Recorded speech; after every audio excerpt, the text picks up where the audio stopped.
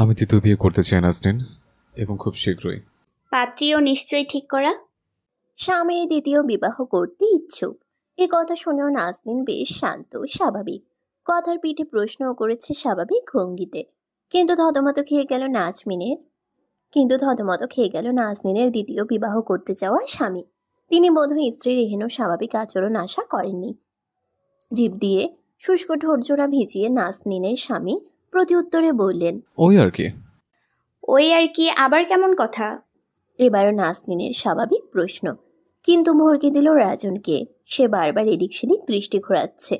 আমার যদি খুব ভুল না হয়, পাত্রী আপনার অফিস কলিগ মেয়েটি, যে মেয়েটি আপনার কাছে ফোন দিলে আপনার মুখের রং পরিবর্তন হয়ে যেত, যখন তখন আপনাদের ফোন আলাপ চলতো, তাই নয় কি? রাজন এবারও চুপ রইল, কিন্তু চুপ রইল না নাজনীন। সে রাতের খাবার শেষে থালা বাসন ধুয়ে স্বামী এবং নিজের জন্য চা করে নিয়ে এসেছিল রুমে। পরনে তার হালকা গোলাপি নাইট স্যুট। ভীষণ সুন্দর লাগছে তাকে, কিন্তু রাজনের মন খুনে ধরেছে। দুদিন পর পুরোপুরি ভেঙে পড়বে। সেসব সুন্দর জিনিস দেখবে না। পুরনো নর্দমার পচা গন্ধই তার অধিক প্রিয় হয়ে উঠেছে। নাজনীন ট্রে থেকে একটি কাপ উঠিয়ে রাজনের দিকে বাড়িয়ে দিল। রাজন বিস্মিত হলো যেন, তবে কাপটি নিল। নাজনীন আরেকটা কাপ নিয়ে ট্রেটি বেড সাইড টেবিলে রেখে খাটে পা উঠিয়ে বসল। চায়ের এক চুমুক দিয়ে স্বামীর উদ্দেশ্যে বলতে শুরু করলো, আপনার মন যে পরনারীর দিকে ধাবিত হচ্ছিল, আমি আপনার ঘরে স্ত্রী হয়ে বুঝেছিলাম বটে। আমি চিৎকার চেঁচামেচি পছন্দ করি না, জোর গলায় ঝগড়া করা আমার স্বভাবে নেই। আজে বাজে কথা তো এ মুখ দিয়ে কখনো বের হবেই না ইনশাল্লাহ। আমি কি আপনাকে এ ব্যাপারে সাবধান করিনি, সুন্দর করে বোঝাইনি, বলিনি পরকীয়া একটি সুন্দর সম্পর্ককে নষ্ট করে দুজন মানুষের জীবন, সঙ্গে নষ্ট হয় দুজন মানুষের সাথে জড়িত মানুষগুলোর জীবন। পরকীয়া একটি সামাজিক ব্যাধি। এ ব্যাধি কিন্তু আমরা চাইলেই নিরামত করতে পারি। বলেছিলাম না? আপনি করেছেন।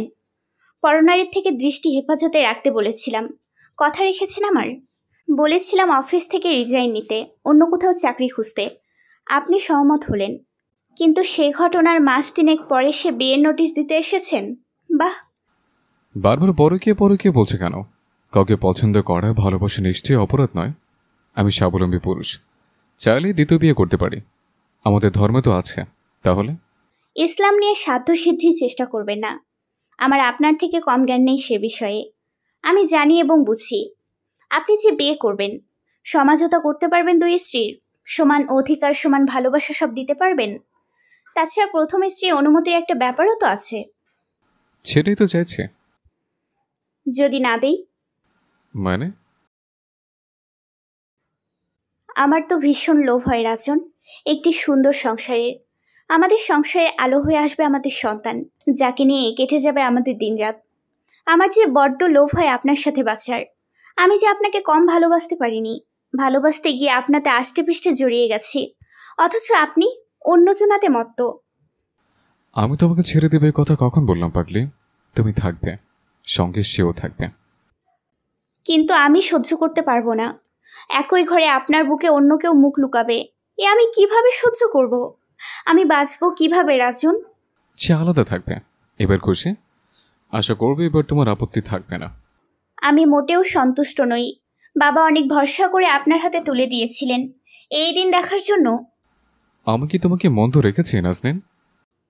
ভালোই তো বাসেননি, সেখানে ভালো মন্দর প্রশ্ন তো পড়ে। আমার যা বলার বলে দিয়েছে। সময় নাও, মনকে বোঝাও, স্বাভাবিকভাবে নিতে শেখো। দেখবে সব ঠিক আছে। আর যদি ভালো না লাগে? বাকি কথা আর বলা হয় না রাজনের। চোখ চলে যায় নাজনীনের পানি ভরা চোখে। মেয়েটি কাঁদছে, আটকে আসে কথা। ঠিক তখন টুংটাং আওয়াজে ফোনে মেসেজ এসে পৌঁছে তার জানান দেয়। পকেট থেকে ফোন হাতড়ে মেসেজ সিন করেই সে বেরিয়ে যেতে উদ্যত হয়। যাওয়ার আগে শুধু বলে যায়, রাতে ফিরবো না। রাজন চলে যেতেই নাজনীন উঠে দাঁড়ায়। ফ্ল্যাটের দরজা লক করে রুমে এসে বিছানায় লুটিয়ে পড়ে মেয়েটি। কান্নায় কেঁপে কেঁপে ওঠে। মনে পড়ে যায় পুরনো দিনগুলোর কথা। এইচএসসি দিয়ে নাজনীন তখন মনে মনে প্রস্তুত পাবলিক বিশ্ববিদ্যালয়ে পড়ার, কিন্তু বাবা মুখের উপর জানিয়ে দিলে পড়াশোনা পরে, ভালো পাত্র এসেছে আগে বিয়ে। মা তার চিরকালই স্বামী অন্তঃপ্রাণ মহিলা, ছেলে মেয়ের চাওয়া সে কখনো মমতা ভরে দেখেননি। দেখেছেন শুধু স্বামীর আদেশ। এক প্রকার জোরপূর্বক বিয়ে হলো। পাবলিকে পড়ার শখ ঘুচল। লোকাল একটি কলেজে বহু চেষ্টা সাধনায় রাজন তাকে ডিগ্রিতে ভর্তির অনুমতি দিল। বাবাকে জানালে তিনি বললেন, জামাই যা চায় তাই হোক, তুমি চুপটি করে থাকবে, নীলিশ যেন না আসে। বহু ইচ্ছা আবদারের কোরবানি হতে লাগলো, কিন্তু একসাথে থাকতে গিয়ে কিভাবে যেন মেয়েটি ভালোবেসে ফেললো। বোধহয় একটু বেশি, তাই তো এত পুড়ছে মনটা।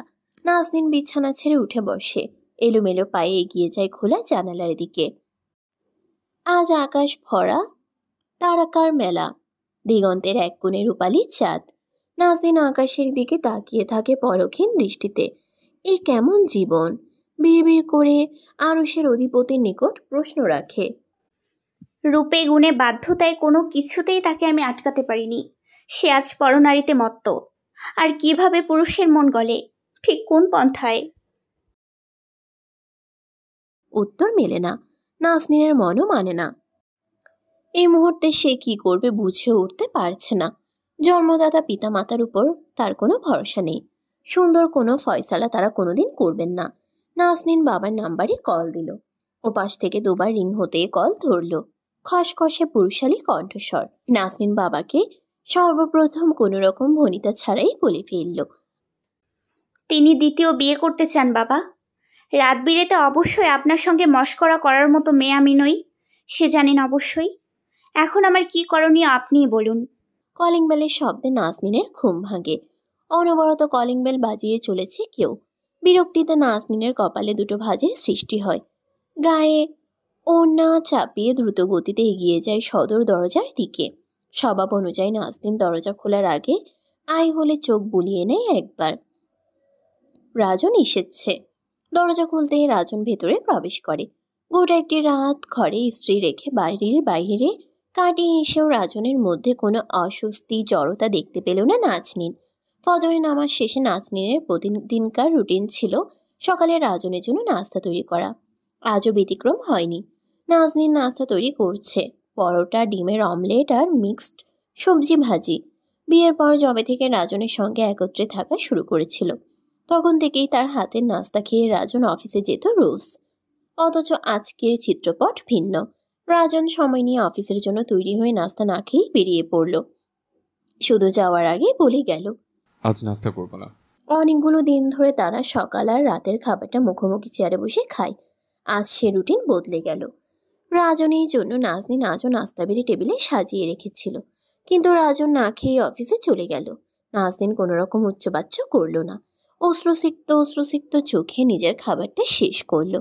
রাজনের জন্য বাড়া খাবারটি একটি বক্সে ভরে বাসার সামনে আশ্রয় নেওয়া সদ্য মা হওয়া কুকুরটাকে দিয়ে এলো। রাজনের জন্য আজ টিফিন বক্স ভর্তি করে নানা পদের খাবার এসেছে। নাজনীনের সন্দেহই সঠিক। তবে মেয়েটি নিচের শ্রেণীতে কাজ করে।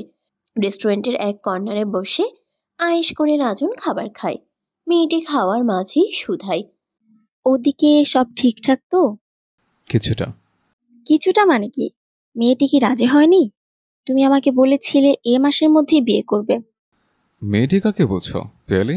সে আমার স্ত্রী এবং সেই সঙ্গে খুব ভালো একজন মানুষ। তাকে সম্মান দিয়ে কথা বলবে। এতই যখন ভালো, তাহলে আমার কাছে কি করতে এসেছিলে? এখন এসব কথাই বা কেন বলছো? তুমি জানো না কেন তোমার কাছে এসছি? কে আগে এসছে, তুমি না আমি? পিয়ালি থতমত খেয়ে যায়। রাজন মুখ খুলতে শুরু করলে পানি অনেক দূর গড়িয়ে যাবে। পিয়ালি অত্যন্ত চতুর শ্রেণীর মেয়ে। সে রাজনকে সামলে দিতে প্রতিউত্তরে বলে, পুরনো কথা টানছো কেন জান? তোমাকে হারানোর ভয়ে আমি কুকড়ে থাকি সারাক্ষণ। আমি তো একা নই বলো। এতবার ঘ্যান ঘ্যান করবে না আমার সামনে। এত অশান্তি নিয়ে বেঁচে থাকা যায় না।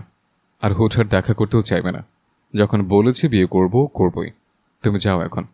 অফিসে হুটহাট আমার ডেস্কে চলে আসবে না, চোখে লাগে। আচ্ছা যান। রাজন কপাল কুঁচকে ফেলে। এই মেয়েটির ন্যাকামো সে একদম পছন্দ করে না, কিন্তু ফ্রিতে ফায়দা লুটতে গিয়ে এমন ফাঁদে পড়েছে, চাইলেও বেরোনোর উপায় নেই। অযথা সারা জীবন সহ্য করতে হবে। রাজন হাত ঘড়িতে সময় দেখে তড়িঘড়ি করে উঠে দাঁড়ায়। রাজন চলে যেতেই পিয়ালির মুখে পৈশাচিক হাসি ফুটে ওঠে। বিড়বিড় করে বলে ওঠে, এমন রেডিমেড মাল পেতে হলে এটুকু কথা সহ্য করাই যায়। বেশিক্ষণ নয়। রাস্তা কিভাবে ক্লিয়ার করতে হয় তা আমার ভালোই জানা আছে। তখন তপ্ত দ্বীপ্রহর। নাজনীন সবে গোসল করে রুমে এসেছে। ড্রেসিং টেবিলের আয়নার সামনে দাঁড়িয়ে মাথায় কুণ্ডলি পাকিয়ে চুল পেঁচিয়ে রাখা টাওয়েল খুঁজছিল নাজনীন। এর মধ্যেই শব্দ করে ফোনে রিংটোন বেজে ওঠে। রাজন কল করেছে। নাজনীন ভীষণ অবাক হয়। সে বিস্ময় নিয়ে কল রিসিভ করে। ওপাশ থেকে রাজনের কণ্ঠস্বর জিজ্ঞাসা করে, কি করছো নাজনীন? গোসল করলাম মাত্রই। খেয়েছো? না। খেয়ে নাও, অনেক বেলা হয়েছে। হ্যাঁ। বিকালে কি খাবে বলো, অফিস থেকে আজ তাড়াতাড়ি চলে আসবো। তোমার জন্য কি আনবো? নাজনীনের আজ যেন অবাক হওয়ার দিন। রাজনের হুটহাট করা কর্মকাণ্ড তাকে যেমন দুঃখের সাগরে ভাসিয়ে নিয়ে যাচ্ছে, তেমনই প্রশ্ন জাগছে তার প্রতিটি কাজে। নাজনীনের হঠাৎ মনে হয় সব বুঝি ঠিক হয়ে আসছে। রাজন মূল ভ্রম থেকে বেরিয়ে আসছে। গত রাত সকাল মিলিয়ে রাজনের একের পর এক কর্মকাণ্ডে নাজনীন যেমন দুঃখের সাগরে ভাসছিল, কিন্তু স্বামীর তরফ থেকে আসা একটি কল আর কিছু কথাই সেসব যেন ভুলতে বসেছে। তার নারী মন প্রত্যাশা রাখছে অন্য কিছু। চোখ ভরে ওঠা পানি হাতের উল্টো পিঠ দিয়ে মুছে বলল, কিছু না, আপনি আসলেই হবে। রাজন কল রেখে স্বস্তির নিঃশ্বাস ফেলে। সে বিশ্বাস করে নাজনীনের সঙ্গে সুন্দর ব্যবহার, একটু যত্ন নিলে মেয়েটি সহজেই তার প্রস্তাব মেনে নিবে। ফলে সে স্বাভাবিকভাবে দুটো স্ত্রী নিয়ে সংসার করতে পারবে। জটিলতা আছে অনেক, কিন্তু সহজ হয়ে যাবে। রাজনের স্বার্থপর ভাবনা চিন্তায় বিঘ্ন ঘটল নাজনীনের বাবা এবং ভাইয়ের ফোন কলে। শ্বশুরের তরফ থেকে ভালো করে বুঝবাক্য হাসলেও নাজনীনের ভাইয়ে কঠিন স্বরে তার সঙ্গে কথা বলেছে। এমনকি হুমকিও দিয়েছে বোনকে কষ্ট দিলে জেলে পচিয়ে মারবে। নাজনীনের জন্য তার বাবা ভাই থাকলেও তার জন্য কেউ নেই। পানি অনেক দূর গড়ালে সে পানিতে তাকেই ডুবে মরতে হবে। অগত্যা রাজন বুদ্ধি নিতে পিয়ালির শরণাপন্ন হলো। অন্যদিকে সব শুনে পিয়ালিও দুশ্চিন্তায় পড়ে গেল। কিছুক্ষণ ভাবনা চিন্তার অবসানে সে এক পৈশাচিক দুষ্টু বুদ্ধি এঁটে ফেলল মাথায়। রাজনের উদ্দেশ্যে বলল, ডার্লিং, কোনো চিন্তা করো না। এতদূর যখন আসতে পেরেছো, আরেকটু পথ হয়ে যাবে। এ নিয়ে তো এত ভেবো না, আমি আছি তো। পথের কাঁটা নিচ থেকে সরানোর ব্যবস্থা করছি। বুঝলাম না, হেয়ালি না করে সরাসরি বলতে পারো না? সেরকম কিছু না, আমাদের ভালো হোক এমন কিছুই করব। অন্যদিকে বিকেল গড়িয়ে সন্ধ্যা হয়, নাজনীনের অপেক্ষার অবসান হয় না। নাজনীন খুব সুন্দর একটি শাড়ি পরেছে। ফর্সা গায়ে পার্পেল রঙের শাড়িতে তাকে বেশ মানিয়েছে। কোমর সমান লম্বা চুলগুলো খোপা করেছে আর্টিফিশিয়াল বেলি ফুলের গাজরা দিয়ে। হাতে পড়েছে দুটো সোনার বালা, ঠোঁটে হালকা লিপস্টিক। তাতেই যেন রূপ ঠিকরে পড়ছে রুমের আনাচ্ছে কানাচ্ছে। দেয়ালে যদি জবান থাকতো তাহলে অবশ্যই বলতো, নাজনীন তুমি অপরূপা। রাজন রাতে বাসায় ফিরল। সে যে বিকালে আসবে বলে কথা দিয়েছিল, কিন্তু ফিরল রাত করে। এই বিষয়ে নাজনীন তাকে কিছুই বলল না। অথচ ঘর কাঁপিয়ে চিৎকার চেঁচামেচি করার কথা ছিল, হওয়ার কথা ছিল তর্কযুদ্ধ, অভিমানে মুখ ফুলিয়ে রাখার কথা ছিল। নাজনীন রইল দিঘির টলমলে পানির মতো শান্ত স্থির। রাতে খেতে বসে মুখোমুখি হলো দুজন। রাজন মুখ খুলল তখন নাজনীনকে জিজ্ঞেস করল, ওই বিষয়ে কিছু ভেবেছ? কোন বিষয়ে? হেয়ালি করছো কেন? জানো না কোন বিষয়ের কথা বলছে? না। রাজনের মেজাজ দুপুর থেকে উত্তপ্ত। সেই গরম মেজাজে যেন ঘি ডালল নাজনীনের না শব্দটি। রাজন চোখ রাঙিয়ে তাকায় নাজনীনের দিকে। চোখ নামিয়ে, আমি এমন কিছু করিনি যার জন্য আপনার চোখ রাঙানো আমার সহ্য করতে হবে। আপনি আমার ধৈর্যের পরীক্ষা নিতে যাবেন না, এতে নিজেই অধৈর্য হয়ে পড়বেন। তাহলে সোজাসুজি উত্তর দিতে পারো না? না, পারি না। আপনি যা শুরু করেছেন তাতে আপনার দুটো মুখ যে পায়ের স্যান্ডেলের আদর থেকে রেহাই পাচ্ছে, তাতেই শুকরিয়া আদায় করুন। রাজন চেয়ার ছেড়ে উঠে দাঁড়ায়।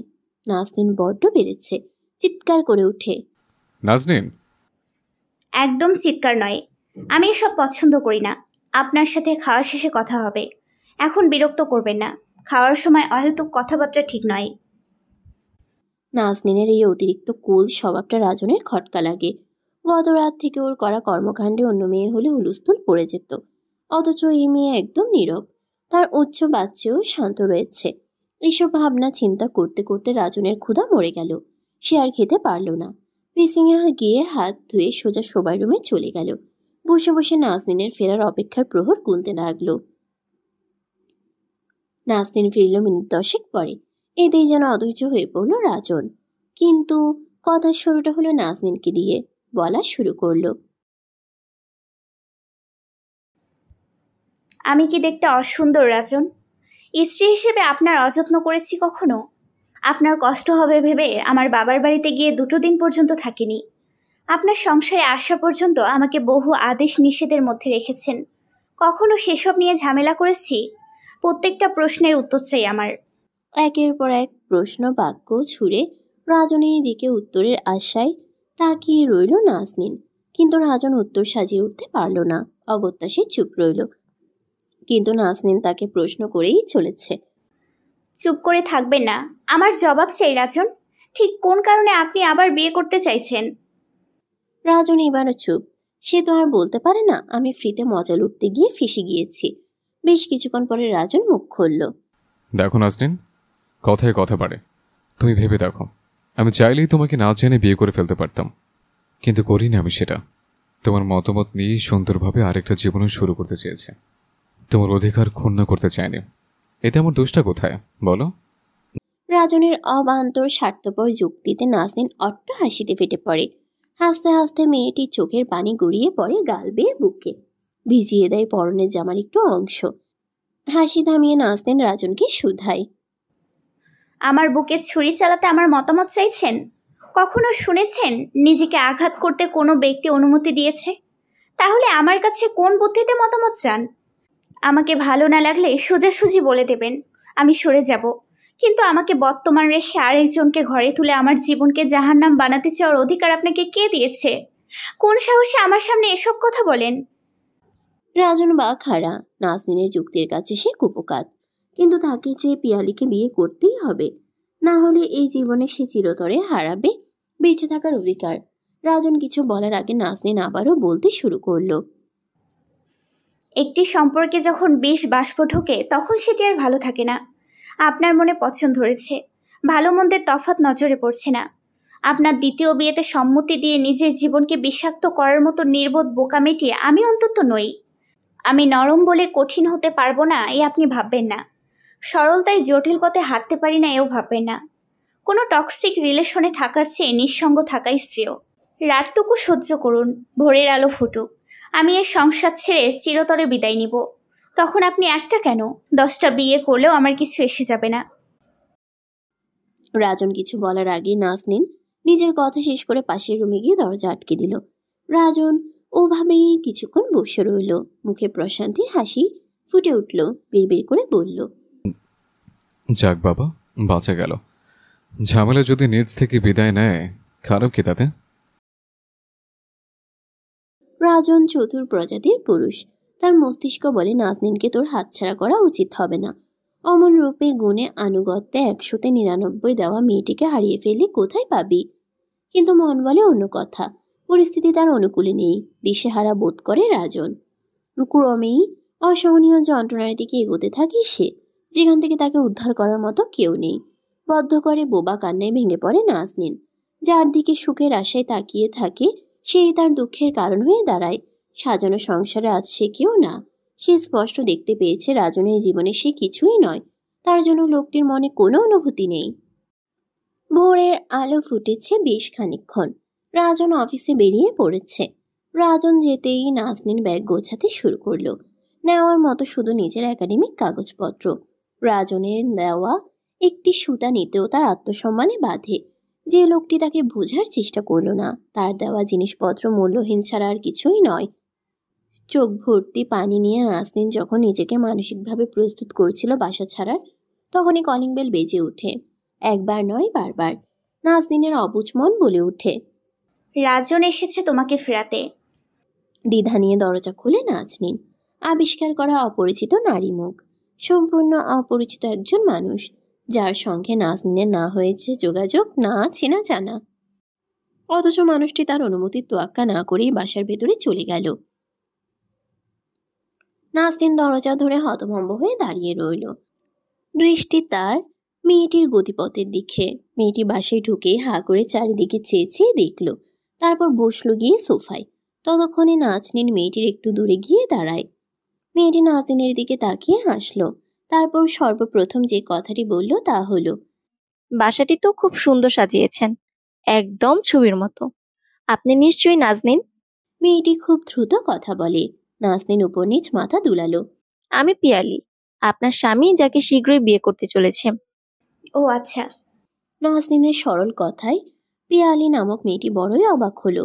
সে ভেবেছিল নাজনীন হয়তো চিৎকার চেঁচামেচি বাঁধিয়ে ফেলবে, কেঁদে কেটে মেঝেতে গড়াগড়ি খাবে, আর তা চোখ ভরে দেখবে সে। কিন্তু হলো তার অন্যরূপ। নিজেকে ভাবনার অন্তরাল থেকে বের করে পিয়ালি বলল, আপনি বসুন না, দাঁড়িয়ে কেন? নাজনীন আগুন গরম চোখে তাকায়। নাজনীনের মেজাজে মেয়েটির কর্মকাণ্ড যেন ঘি ঢালছে, কিন্তু নাজনীন ঠান্ডা মাথার মেয়ে, এটুকুতে সে হইচই বাঁধিয়ে ফেলবে না। তার একটি খেলা খেলতে মন চাইল, তাই নাজনীন পিয়ালির কথায় বসল।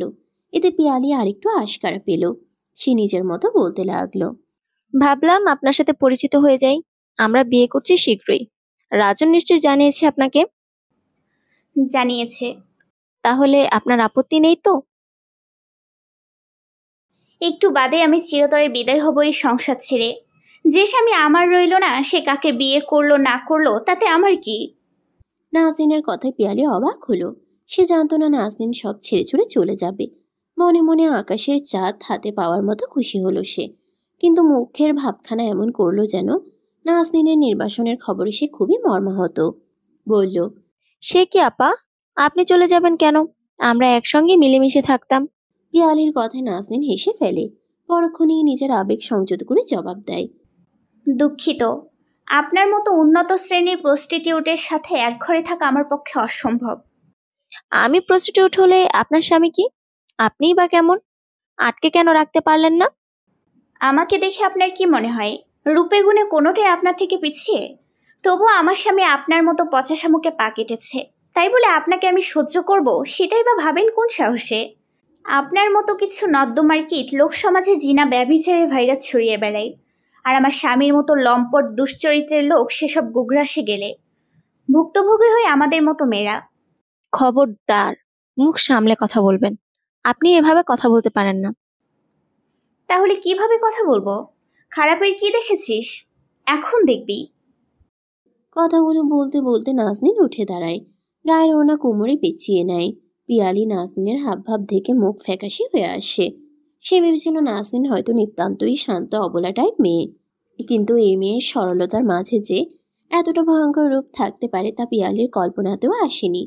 সে তড়িঘড়ি করে কাঁধে ব্যাগ চাপিয়ে হাঁটা ধরে, কিন্তু ততক্ষণে তার একটা হাত নাজনীনের দখলে।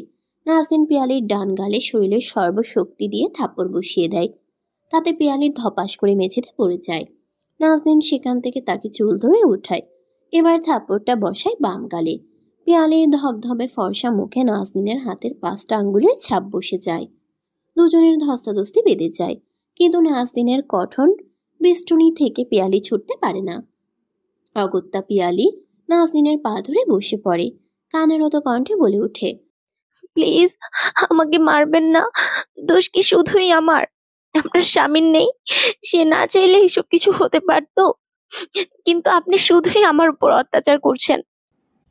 অত্যাচারে কি দেখেছিস? আমার স্বামীর কি অবস্থা করব সেটা সময় হলেই দেখতে পাবি। কয়টা দিন ধরে তোরা দুজন আমার মানসিক শান্তি কেড়ে নিয়েছিস। তোর মতো বেশ্যার জন্য আমার সাথে সে ছলনা করেছে। ভেঙেছি আমার দুইটা বছরের সাজানো সংসার। হারিয়েছি স্বামীর ভালোবাসা, সব তোর জন্য। তুই কোন সাহসে আমার কাছে আসিস? আগুনে ঘি ঢালতে এসেছিস না? সেই আগুনে তুই নিজেই পুড়বি। অবস্থা আরো বেগতিক দেখে শেষ চেষ্টা হিসেবে নিজের সর্বোচ্চ শক্তি দিয়ে নাজনীনের থেকে নিজেকে ছাড়িয়ে নেয় পিয়ালি। ব্যাগ থেকে একটি রিপোর্ট দেখিয়ে বলে, আমি 3 মাসে প্রেগনেন্ট। আমার সন্তানের বাবা রাজন। কি? যা শুনেছেন তাই। আপনি চাইলেও এ সম্পর্কে বাধা হয়ে দাঁড়াতে পারবেন না। আমি শুধু মজা নিতে এসেছিলাম, কিন্তু ভাবতে পারিনি আপনি এমন প্রলয় সৃষ্টি করবেন। আমাকে আর কি আঘাত করবেন? আশা করি যে আঘাত আপনি পেয়েছেন তাই যথেষ্ট হবে আমার আজকের অপমানের জন্য। পিয়ালি যেভাবে এসেছিল ফিরল সেভাবে।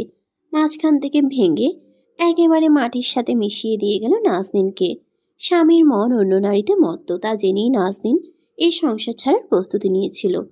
কিন্তু তার সরল মন গুণা করেও ভাবতে পারেনি তাদের সম্পর্কের গভীরতা। নাসরিনের মাথা ঝিমঝিম করে উঠল, দৃষ্টি হয়ে এলো ঝাপসা, জ্ঞান হারিয়ে লুটিয়ে পড়ল মেঝেতে। নাসরিনের জ্ঞান ফিরল বেশ খানিক পরে, ঠিক কতক্ষণে অজ্ঞান হয়েছিল জানা নেই তার। দেয়াল ঘড়িতে চোখ বুলিয়ে দেখল দুপুর 12টা বেজে 2 মিনিট। তড়িঘড়ি করে উঠে দাঁড়ালো। ডাইনিং টেবিলে তার প্রয়োজনীয় কাগজপত্রের ব্যাগটা রাখা।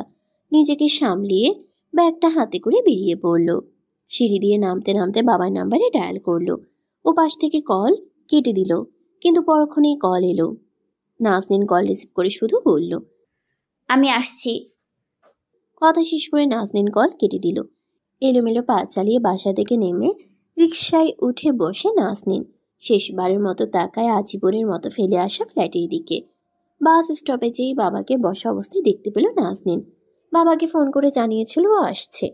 অপর পক্ষ থেকে কোনো কিছু না শুনেই কল কেটে দিয়েছিল। মেয়েটি ভাবতে পারেনি বাবা তাকে নিতে চলে আসবেন। বাবা মানুষটি কঠোর, তবে বেখেয়ালি কোনো কালেই ছিলেন না। ও সোজাসুজি বাবার কাছে চলে গেল। মেয়েকে দেখতে পেয়ে নাসরিনের বাবা বসা থেকে দাঁড়িয়ে গেলেন। জিজ্ঞাসা করলেন, আসতে কোনো সমস্যা হয়নি তো? এখন আর কোনো সমস্যাকে আমার সমস্যা মনে হয় না। সব সমস্যার ঊর্ধ্বে চলে গেছি। নাসরিনের কণ্ঠস্বরে স্পষ্ট একজন হেরে যাওয়া মানুষের ছাপ। দুটো চোখ কোটরে দেবে গিয়েছে। আজমল শেখই হয়তো এই প্রথমবার মেয়ের মুখের দিকে মনোযোগ দিয়ে তাকালেন। তার পিতৃ হৃদয়ে মেয়ের দুঃখ একটু হলেও বুঝল। মনে চাইল মেয়ের মাথায় হাত বুলিয়ে দিয়ে বলতে, মারে, আমি আছি তো, ভেঙে পড়িস না। তোর মলিন মুখ আমার সহ্য হয় না রে। কিন্তু তার বলা হয় কোথায়? তার কঠোরতায় মোড়া পুরুষ মস্তিষ্ক তাকে সজাগ করে দেয়, তুমি পুরুষ, তোমায় কঠোরতা মানায়, হও তুমি বাবা। তাতে কি? আজমল শেখ বরাবরের মতো মস্তিষ্কের কথা শুনলেন না। মুখে কিছু না বললেও মেয়ের মাথায় হাত রাখলেন। আজমল শেখ নীরবতার খোলস ছেড়ে বলে উঠলেন, বাড়ি চল। নাসরিন নিঃশব্দে বাবার পথ অনুসরণ করল। চলার পথে আজমল শেখ উচ্চস্বরে মেয়েকে বললেন, ভালো করে ধরে বস, পড়ে যাবি না হলে। নাসরিন শক্ত করে বাবার কাঁধ আঁকড়ে ধরে। পিচ ঢালা রাস্তায় ঘটঘট শব্দ করে বাইকে গিয়ে চলছে। নাসরিন ফিরে যায় তার ফেলে আসা স্বর্ণালী অতীতে, যখন ছিল সে নিতান্তই অবুঝ বালিকা। বাবার এই মোটর বাইকে করেই তো সে স্কুলে যেত, নানির বাড়িতে যেত। কখনো বাবা সেলুনে নিয়ে যেতেন চুল ছাটাতে। তার গন্তব্যে এসে পড়েছে। আজমল শেখ গেটের সামনেই মোটরসাইকেল দাঁড় করান। নাসরিন নেমে পড়ে, বাবার পিছু পিছু বাড়ির ভেতরে প্রবেশ করে। নিজের বাড়িতেও নাসরিনের কেমন অস্বস্তি হতে লাগলো। গাড়ি বাড়ির ভেতর রেখে আজমল শেখ মেয়ের উদ্দেশ্যে বলে উঠলেন, বুঝলি, লোকে ভাঙা বাড়ি ইট পর্যন্ত রাখে না, যে যা পারে খুলে নিয়ে যায়। তুইও তো আস্ত মানুষ রে, মনে রাখবি এ বাড়ি তোর বাপের, সে এখনো বেঁচে আছে, ভয় কিসের? যা, বাঘের বাচ্চার মতন ঘরে ঢোক, আমি আসছি। নাজনীনের অস্বস্তি মুহূর্তেই উবে যায়। বড় একটা শ্বাস ফেলে ভেতরে ঢুকে। দুপুরের রান্নার আয়োজনে ব্যস্ত নাজনীনের মা আর ভাবি। মা খুন্তি দিয়ে তরকারি নাড়ছেন, আর নাজনীনের ভাবি মেঝেতে বসে বাটিতে লেবু শসা কাটছেন। দুজনের কারোরই দরজায় দাঁড়ানো নাজনীনকে নজরে আসছে না। তারা দুজনের কাজে মনোযোগী। নাজনীন কিছুক্ষণ চুপ থেকে নিচ থেকে মাকে ডেকে উঠল। মা। দুজোড়া চোখ বিস্ময় নিয়ে তাকায় নাজনীনের দিকে। তাদের মধ্যে কেউই জানত না নাজনীনের আসার খবর। চুলা নিভিয়ে নাজনীনের কাছে এগিয়ে যায় মা। মেয়ের হাত ধরে সুদান, তুই আসবি আমি জানতাম না তো। ভালো আছিস মা? চোখ মুখ কেমন শুকিয়ে গিয়েছে কেন? নিশ্চয়ই খাওয়া দাওয়া ঠিক মতো করিস না। করি মা। নাজনীনের মা এবার মেয়েকে ছেড়ে এদিক ওদিক দৃষ্টি ঘোরান। তা দেখে নাজনীন নিচ থেকেই বলল, কেউ নেই, আমি বাবার সাথে এসেছি। জামাই কোথায়? জানি না। জানিস না মানে? তোমাকে বাবা কিছু জানায়নি? কি জানাবে? পিছন থেকে আজমল শেখ বলে ওঠেন, সময় হোক জানাবো। এত জেরা করা হচ্ছে কেন? ওর বাড়িতে ও আসবে না? মায়ের জেরা অবশেষে থামে। বাবার আগমনে মা কিছুটা ছিমিয়ে গেলেন। ততক্ষণে নাজনীনের ভাবি লেবু পানির শরবত নিয়ে হাজির। ভাবির সাথে কুশল বিনিময় শেষে নাজনীন শরবতটুকু ঢকঢক করে খেয়ে নেয়। গরমে লেবু শরবতের চেয়ে স্বাদু পানীয় আর দুটো হয় না। মেয়ের উদ্দেশ্যে আজমল শেখ বললেন, যাও, তোমার রুমে যাও, ঠান্ডা পানি দিয়ে গোসল করে খেতে আসো। নাহিদের মা, খাবার বারো, আমি আসছি। নাজনীনের মা আপাত মস্তক একজন স্বামীভক্ত প্রাণী, যার সবটা জুড়ে কেবল নাহিদের বাবা। স্বামীর কথায় অমান্য করার চেয়ে মৃত্যু তার কাছে অধিক শ্রেয়। বরাবরের মতো স্বামীর কথায় ব্যস্ত হয়ে পড়লেন। নাজনীন পা চালায় তার নির্ধারিত রুমে ঢুকে নাজনীনের মনে হলো এই রুমে বহুদিন তার থাকা না হলেও পরিষ্কার পরিচ্ছন্ন রাখা হয়। নাজনীন কাঁধের ব্যাগটি বিছানায় ছুঁড়ে ফেলে ফ্যানটা চালিয়ে কিছুক্ষণ চোখ বন্ধ করে পড়ে থাকে বিছানায়। এই জীবনে তার আর কি রইল? রাজন তাকে দাবার গুঠির মতো ব্যবহার করলো। বাবার পাশের চেয়ারটাতে খেতে বসেছে নাজনীন। আজমল শেখ মেয়েকে নিজ খরচে পাশে বসিয়েছেন। নিজেই মেয়ের প্লেটে ভাত বেড়ে রুই মাছের মাথাটা তুলে দিলেন। নাজনীন নিষেধ করতে গিয়েও চুপ থাকে। এই জীবনে বাবার এমন আদর পাওয়া তার নিকট বড়ই সৌভাগ্যের। আরেকটু দেই? আদুরে কণ্ঠে পিয়ালি শুধায়। রাজন মাথা ঝাঁকিয়ে সম্মতি জানায়। পিয়ালি কাচের বরফ কুচির মধ্যে আরেক পেক লাল পানি ঢালে। রাজন নিমিষেই গিলে খায়, মাথা ঝিম ধরে যায়। ঝাপসা দৃষ্টিতে মুখে ব্রণ ভর্তি থলথলে শরীরের পিয়ালিকেও তার কাছে ক্যাটরিনার মতো লাগে। রাজন জড়ানো কণ্ঠে বলে ওঠে, ডার্লিং, ইউর সো হট। দুপুরে বেশ ভালো ঘুম হয়েছে নাজনীনের। ঘুম থেকে উঠে অভ্যাস ছিল এক কাপ ধোয়া ওঠা গরম চা নিয়ে ব্যালকনিতে বসার। সেখানে পাতা দুটো হাতল দেওয়া আরাম কেদারায় বসে নিজের লাগানো গাছ আর চারপাশের পরিবেশ দেখতে দেখতে বিকেল কাটিয়ে দিত। এই অভ্যাস তার বিয়ের পরেই হয়েছিল। রাজন অফিসে থাকতো আর সে একাকিত্ব বিলাস করত। স্থান বদলালেও মানুষের অভ্যাসের বদল হয় না। নাজনীন ঘুম থেকে উঠেই কিচেনে চলে গেল। গ্যাস চালিয়ে চুলায় পানি বসিয়ে দিল। মিনিট খানিকের মধ্যে পানি ফুটতে আরম্ভ করলে নাজনীনের খেয়াল হলো তার তো জানাই নেই কোথায় চা পাতা আর চিনি রাখা। এদিকে সেদিকে দৃষ্টি ঘুরিয়েও চোখে পড়ল না। মেয়েটির মুখ চিরে দীর্ঘশ্বাস বেরিয়ে এলো। সেই সঙ্গে অস্বস্তিও হতে লাগলো। সে তো ভুলেই গিয়েছিল এই কিচেনে তার হাতের ছোঁয়া বহুদিন পড়ে না। এখানে তার মা এবং ভাবির রাজত্ব চলে। আকাশ পাতাল ভাবনায় মনটা ছেয়ে যায়। অন্যদিকে চায়ের পানি টকবক করে ফুটছে। সামান্য চা পাতা আর চিনির জন্য তার কাউকে ডাকতেও ইচ্ছে করে না। যে মেয়েটি নিজের প্রয়োজনে কাউকে ডাকতে গেলেও বিরক্ত হবে বলে চুপ থাকে, সেই মেয়েটি আজ জীবন যুদ্ধে খুব বাজেভাবে হেরে যাওয়া একজন মানুষ, যার প্রতিটি অঙ্গে অঙ্গে প্রতারণার আগুনে ঝলসানো। কি করছো? প্রশ্নসূচক বাক্য কানে যেতেই নাজনীন পিছু ফেরে। চা পাতা না পেয়ে সে কেবলই গ্যাসটা বন্ধ করতে যাচ্ছিল। ভাইয়ের বউকে দেখে তার অস্বস্তি আরো পাল্লা দিয়ে বাড়ে।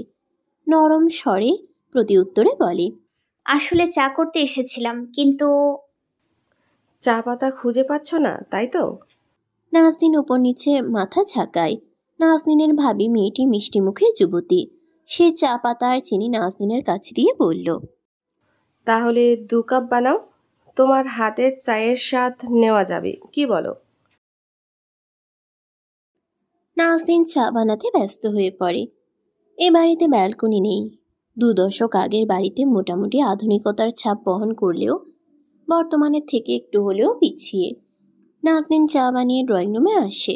ভাবি টিভি দেখছেন। নাজনীনের চায়ের কাপ তার দিকে বাড়িয়ে দিলে মিষ্টি হেসে কাপটি হাতে নেয়। নাজনীনের তা দেখে হৃদয় ছ্যাদ করে ওঠে। একসময় রাজনও তো তার থেকে এভাবেই মিষ্টি হেসে চা নিত। চোখ ভরে পানি এলেও নাজনীন কঠোরভাবে তার আবেগকে সংবরণ করে।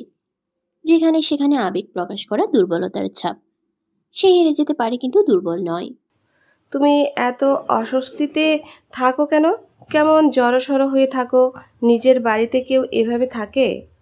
ভাবির তরফ থেকে প্রশ্ন বাক্য ছুড়ে দিল। নাজনীন কিছুই বলে না, বলার মতো কিছু খুঁজেও পায় না। কেবল ঠোঁট প্রসারিত করে একটু হাসে।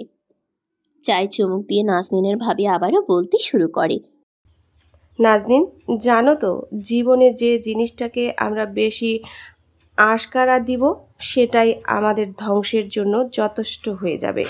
তুমি হয়তো ভেবেছো আমার মতো আমি কিছুই জানি না, কিন্তু আমি সব জানি। তোমার ভাই আমাকে জানিয়েছে তোমার সাথে আমার সখ্যতা সেভাবে হয়নি ঠিক, কিন্তু তোমার সরল মুখটার প্রতি আমার মায়া জন্মেছে অল্প হলেও। আমি ভীষণ দুঃখ পেয়েছি। তোমাকে বুঝ দেওয়ার ভাষা খুঁজে পাচ্ছি না। জীবনে এমন অনেক অপ্রত্যাশিত ঘটনা ঘটে যা আমাদের মেনে নিতে কষ্ট হয়, কিন্তু মানতে তো হবেই, বলো? এই যে তুমি মন খারাপ করে থাকো, নিজের বাড়িতেও অস্বস্তির সাথে থাকো, সো এসবকে তুমি যত পাত্তা দিবে ওরা কিন্তু ততই তোমাকে পেয়ে বসে, তোমার ক্ষতি করবে। এক সময় তুমি হাসতে ভুলে যাবে, কথাও নিজের বলে কিছুই মনে হবে না। তাই আমি বলি কি, তুমি তোমার বাড়িতে ঠিক সেভাবেই থাকো যেমন বিয়ের আগে ছিলে, যেভাবে মন খুলে বাঁচো, যেভাবে আগে বাঁচতে। মনকে বোঝাও, অকৃতজ্ঞ বেঈমান মানুষের জন্য তুমি কেন সাফার করবে বলো? তাহলে তো ওরাই জিতে গেল, তোমাকে দুঃখের সাগরে ভাসিয়ে। প্রতারণা করে তারাই তো বিজয়ী হলো, ওদের পাতা ফাঁদে পা দিয়ে তুমি ডুববে। আমার কথা কি তুমি বুঝতে পারছো নাজনীন? নাজনীনের বিয়ের কিছুদিন পরেই ওর ভাই বিয়ে করেন। বিয়ের পরেও রাজনের সঙ্গেই বেশি থাকতো, যার জন্য বাবার বাড়িতে থাকা এবং ভাবির সাথে সখ্যতা কোনোটাই সেভাবে হয়ে ওঠেনি। আসতে না আসতেই যাওয়ার সময় হয়ে যেত, শুধু ফর্মালিটি মেনটেন করতে যতটুকু বলা। মেয়েটি ভাবতেও পারেনি পরের বাড়ির মেয়েটি তাকে নিয়ে এতটা ভাববে। মনে মনে কৃতজ্ঞতা জানাই, কিন্তু এই কয়টি বাক্যে তার ভাঙা মন বুঝ মানে না। যার হৃদয় ক্ষতবিক্ষত হয়েছে সে কি করে দুটো কথায় নিজেকে সামলাবে? নাজনীনের চোখ বেয়ে পানি গড়াতে থাকে। এবার আর নিজেকে আটকায় না, কান্না ভেজা কণ্ঠে বলে, কিন্তু আমি পারছি না। আমার জায়গায় আপনি হলে পারতেন ভাবি। আমার মনের মধ্যে প্রতিক্ষণে প্রলয় বইছে। আপনাকে বোঝাতেও পারবো না যে মানুষটা একান্তই আমার নিজের ছিল। তার দেয়া আঘাত আমি কিভাবে ভুলবো? সে আমাকে ঠকিয়েছে, বরং খুব জঘন্যভাবে। মেয়ে এবং পুত্রবধূর কথোপকথন দূর থেকেই শুনতে পান নাজনীনের মা মাইমুনা বেগম। তিনি যেন সেখানেই স্থির হয়ে যান। মেয়ের সংসার ভাঙার খবরে দিশেহারা হয়ে ওঠেন। ব্লাড প্রেশারের রোগী এই সংবাদে মুহূর্তেই কাহিল হয়ে পড়েন। স্বামীর মন মর্জি বুঝে চলতে গিয়ে তিনি সন্তানদের খুব কাছের ভরসাযোগ্য কেউ হয়ে উঠতে পারেননি। অবসরে এ নিয়ে তিনি আফসোস করতেন বটে, কিন্তু মেয়ের সংসার ভাঙার খবরে নিজেকে আটকাতে পারেন না। আর্তনাদ করে ওঠেন, ও আল্লাহ, এ আমি কি শুনলাম? মেয়ের সুখের জন্য যে জামাইকে আমি এতটা আদর যত্ন করলাম সেই নাকি আমার সাথে বেইমানি করেছে। আমার সোনার টুকরো মেয়েটার কি হবে? আহাজারি করতে করতেই ঢুলে পড়েন। বুলেটের গতিতে মাকে এসে ঝাপটে ধরে নাজনীন। নাজনীনের কোলেই তিনি চেতনা হারান। ভাবি এবং নাজনীন মিলে মাইমুনা বেগমকে শোবার রুমে নিয়ে বিছানায় শুয়ে দেন। ঠান্ডা পানি এনে চোখে মুখে ছিটিয়ে দেওয়া হয়। কিছুক্ষণ পরেই জ্ঞান ফিরে। দুর্বল কণ্ঠে মেয়েকে ডাকেন, এদিকে আয় মা। এখন কেমন লাগছে মা? এখন একটু ভালো। মাথাটা ঝিমঝিম করে উঠল, সামলাতে পারলাম না। হ্যাঁ মা, এত কিছু হয়ে গেছে, তুই আমাকে একটিবার জানাতে পারলি না? মা কি এতই পর? মাইমুনা বেগম উঠে বসলেন। নাজনীন কিছু না বলে মায়ের কোলে মুখ ডুবিয়ে দিল। মায়ের শাড়িতে কেমন আদুরে একটা গন্ধ লেগে আছে। নাজনীনের ভালো লাগে। মাইমুনা বেগম মেয়ের মাথায় বিলি কেটে দেন। জট হয়ে গিয়েছে মাথার চুল। তিনি মেয়ের উদ্দেশ্যে কোমল কণ্ঠে শুধান, এসব কবে হলো নাজনীন? আমি নিজেও জানি না মা। সে একদিন আবদার রাখেন দ্বিতীয় বিয়ে করবেন, তার সাথে আমার কথা কাটাকাটি হয়। আমি মেনে নিতে চাই না। আমাকে সময় দিয়ে তিনি বেরিয়ে যান বাসা থেকে। রাত থেকে ফিরলেন সকালে, পরের দিন রাতে আবারও একই কথা। তাকে আমি বুঝিয়েছি মা, সংসার ভাঙার ইচ্ছে আমার কখনোই ছিল না, সাজানো সংসার আমার। কিন্তু সে আমাকে বোঝেনি, মিনিমাম কদরটুকুও করেননি। আমি আশা হারালাম। পরের দিন সকালে সব ছেড়ে যখন বাড়ির উদ্দেশ্যে বেরোবো, তখনই তার প্রেমিকার প্রবেশ। জানতে পারলাম ওই বেশ্যার পেটে তার বাচ্চা। মা, আমি শেষ হয়ে গিয়েছি। সে আমাকে বিষাক্ত ছুরি দ্বারা আঘাত করেছে। আমি এ ব্যথায় শেষ হয়ে যাচ্ছি। কেমনে সহ্য করি মা? ফাহমুজা, বনু কোথায়? ড্রয়িং রুমে মনমরা হয়ে বসে রয়েছে নাজনীনের ভাবি। হঠাৎ স্বামীর কণ্ঠস্বরে চোখ তুলে তাকায়। হাত ভর্তি খাবারের প্যাকেট নিয়ে দাঁড়িয়ে আছে এক শ্যামবর্ণের যুবা পুরুষ। ঘামে জর্জরিত শরীর, চোখ ঘুরিয়ে কিছু একটা খুঁজে চলেছে। দুজনের চোখে চোখ পড়তেই ভ্রু উঁচিয়ে ফের শোধায়, কই সে? আম্মার রুমে। স্ত্রীর মুখ থেকে জবাব আসতে না আসতেই সে মায়ের রুমের দিকে হাঁটা ধরে। ফাহমিদা তাকে থামায়, বলে, মা মেয়ে সুখ দুঃখের কথা বলছে, তুমি পরে দেখা করিও। শরীর থেকে বিশ্রী ঘামের গন্ধ আসছে, যাও গিয়ে গোসল করো। অপমান করলে? সত্যি কথা বললে বুঝি অপমান করা হয়? শোন মেয়ে, আমি কড়া পারফিউম লাগিয়ে দোকানে গিয়েছি, গায়ে কোনো ঘামের গন্ধ নেই, সুন্দর সুবাস আসছে। গোসলে যাও, আমি খাবার বাড়ছি। নাহিদ ঠায় দাঁড়িয়ে রয়। তা দেখে ফাহমিদা পুনরায় কিছু বলতে নিলে শক্ত করে জড়িয়ে ধরে নাহিদ। ঘটনাটি এত দ্রুত ঘটল যে ফাহমিদা কিছু বলার সুযোগ পেল না। বিস্ময়ে বেচারির মুখখানে হাঁ হয়ে গেল। তা দেখে নাহিদ দুষ্টু হেসে বলল, এটা দরকার ছিল বউ? এরপর টুপ করে একটি চুমু দিয়ে রুমের দিকে পা বাড়ালো। নাহিদ চলে যেতেই ফাহমিদার ঠোঁট প্রসারিত হয়। আজকাল পিয়ালি হুটহাট রাজনের সঙ্গেই দেখা করতে তার বাসায় চলে আসে। নিজের মতো রুম ডেকোরেশন করে। শুরুতে রাজন নিষেধ করলেও পিয়ালির হট পিঙ্ক নাইট ড্রেসে হার মানে সব নিষেধাজ্ঞা। নারী লোভী শিষ্যধারী এই নপুংসক পুরুষ সব ভুলে যায় তার স্ত্রীর সাথে কাটানো 2 বছরের কথা। পিয়ালির সঙ্গে মজা মাস্তিতে কাটানো এক বিকেলে রাজনের বাসার দরজার বারংবার ডোরবেল বাজতে থাকে। বিরক্ত হয় দুজনে। পিয়ালি বলে ওঠে, তোমার পেয়ারের বউ আসছে নাকি? রাজনের কপাল কুঁচকে যায়। হলেও হতে পারে, সে এখনো তার লিগেল ওয়াইফ। রাজন কোনো উত্তর দেয় না। পিয়ালি আবারও বলে, আমি কোনো কথা শুনতে চাই না বেব। ঝামেলা গোড়া থেকে নির্মূলের ব্যবস্থা করো। এত টেনশন নিয়ে বাঁচা যায় না। উফ। তাই করতে হবে। অন্যদিকে বারবার কলিং বেল বেজেই চলেছে। রাজন চিন্তিত মুখে দরজা খুলতে যায়। বাড়িওয়ালা কর্তৃক নোটিশ এসেছে বাসা খালি করতে হবে, তাও 1 রাতের মধ্যে। রাজনের কপালে চিন্তার ভাঁজ। এমন বিপদে সে ইতিপূর্বে পড়েনি। 1 রাতের মধ্যে সে কোথায় বাসা খুঁজে পাবে? বাড়িওয়ালার হঠকারী সিদ্ধান্তে রাজন বেজায় বিরক্ত। প্রতি মাসে ভাড়া পরিশোধ করার পরেও হঠাৎ করে বাসা ছাড়া নোটিশ দিবেন কেন? তাও আবার রাতারাতি। আকাশ সমান বোঝা মাথায় নিয়ে রাজন যখন সমস্যা সমাধানের চেষ্টা করে যাচ্ছে, ঠিক তখন কফি হাতে ঠোঁটে গাঢ় লিপস্টিক লাগিয়ে তার সামনে উপস্থিত হয় পিয়ালি। ফ্যানের বাতাসে তার চুলগুলো দুরন্ত কিশোরী নেই উঠতে থাকে। পিয়ালির উপস্থিতিতে রাজন আরও বিরক্ত হয়, কিন্তু মুখ ফুটে কিছুই বলে না। পিয়ালি যখন কফির কাপটা তার দিকে বাড়িয়ে দেয়, ঠিক তখনই তার উত্তপ্ত মেজাজে যেন ঘি ডালা হয়। চেঁচিয়ে বলে ওঠে, চিন্তায় আমি মরে যাচ্ছি, আর তুমি কি বাল নিয়ে এসছো? বেশার মতো সেজেছো কেন? লজ্জা করে না এই বেশ্যার কাছে শুতে আসিস? তুই আসলে একটা ভুদাই। পারিস শুধু ষাঁড়ের মতো চেঁচাতে। রাজন অবাক হয়। সে না হয় রেগে গিয়ে 2 কথা শুনিয়েছে, কিন্তু পিয়ালি এমন তুইতুকারি করবে ভাবতে পারেনি বেচারা রাজন। গোল গোল চোখে তাকিয়ে থাকে কিছুক্ষণ। হুঁশ ফিরে পিয়ালির ব্যাগ গুছিয়ে চলে যাওয়ার দৃশ্যে। পিয়ালি হন হন করে চলে যাচ্ছে। রাজন দ্রুতগতিতে গিয়ে পিয়ালির হাত ধরে আটকায় তাকে। নরম স্বরে বলে, দেখতেই পাচ্ছ আমি কতটা টেনশনে আছি। রেগে গেলে কিছুই ভালো লাগে না আমার। তুমি এমন করলে কি করে হয় বলো তো? তোমার জন্য আমি সব ছাড়লাম, সেখানে তুমি 2টো কথা সহ্য করতে পারবে না? নাসরিন তো এমন ছিল না, ও আমায় বুঝতো। এতই যখন ভালো তখন তাকে নিয়েই থাকতে, আমার কাছে কি? কে জানতো ফ্রিতে খাওয়া মাল এভাবে পেঁচিয়ে ধরবে। নাহলে তোকে বিয়ে করতে আমার ঠেকা পড়ছে। বাধ্য এসব কথায় কথা পারলে বুদ্ধি দাও কি করা যায়। রাতারাতি বাসা কোথায় পাওয়া যাবে? বাসার খোঁজ পরে করো। কে বা কারা এমন সর্বনাশ করলো সেটা আগে জানো। আমি নিশ্চিত তোমার বউ এমন করেছে। ও বাড়িওয়ালাকে ফুসলে তোমাকে বাড়ি ছাড়া করতে চাইছে। ওকে ফোন করে জানো কেন এমন করলো। পিয়ালির কথায় রাজন নড়ে চড়ে বসে। আসলেই তো এভাবে ভাবা হয়নি তার। কিন্তু নাজনীনের কখনো বাড়িওয়ালার সঙ্গে দেখা হয়নি। মাসিক ভাড়া বিভিন্ন সমস্যায় রাজনী বাড়িওয়ালার সাথে যোগাযোগ করেছে। নাজনীন নয়, রাজন অন্য মনস্ক হয়ে পড়ে। পিয়ালি পুনরায় জিজ্ঞাসা করে, কি ভাবছো?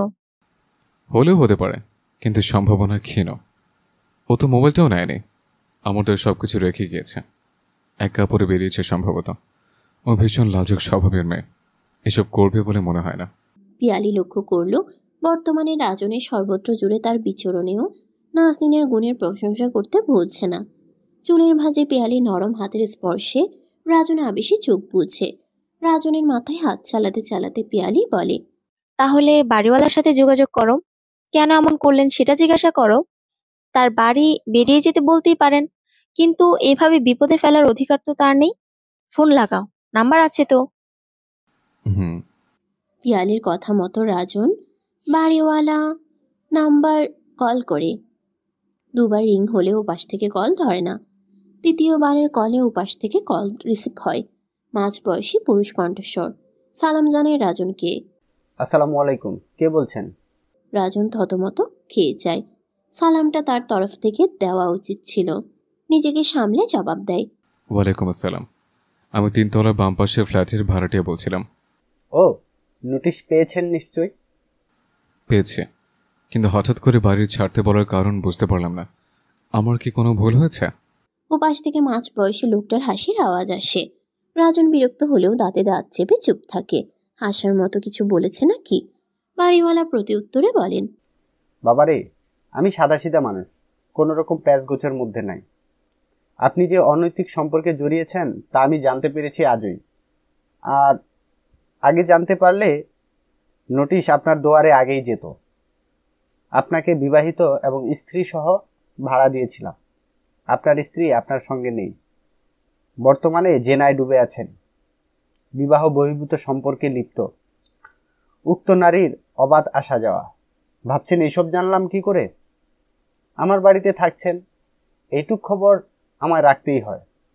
আল্লাহর উপর ভরসা করি, আল্লাহর আদেশ নির্দেশ মেনে চলার চেষ্টা করি। সেই বোধ থেকেই আপনার মতো লোককে আমার বাড়িতে রাখতে আমার বিবেকে বাজছে। আমি চাই না আমার বাড়ি থেকে ঘৃণিত সামাজিক ব্যাধিটি অন্যত্র ছড়াক। কিন্তু 1 রাতের মধ্যে আমি বাসা কোথায় পাবো? তাছাড়া 1 মাসের অ্যাডভান্স ভাড়াও তো নেও। সকাল 10টার মধ্যেই অ্যাডভান্স পেয়ে যাবেন। দ্রুতই আমার বাসা খালি করবেন, নতুবা আমি লোক ডাকিয়ে খালি করব। রাজন আর কিছু বলার সাহস পেল না। ও পাশ থেকেই কল কেটে দেওয়া হলো। তারপর পিয়ালির কাছে সবটা বলল। পিয়ালিও চিন্তায় পড়ে গেল। ভাবনা চিন্তায় কোনো উপায় মিলছে না। পৃথিবীর বুকে বিকেল গড়িয়ে সন্ধ্যা নামে। উপায়ান্তর না পেয়ে রাজন পিয়ালিকে সঙ্গে করে বাসা খুঁজতে বেরিয়ে পড়ল।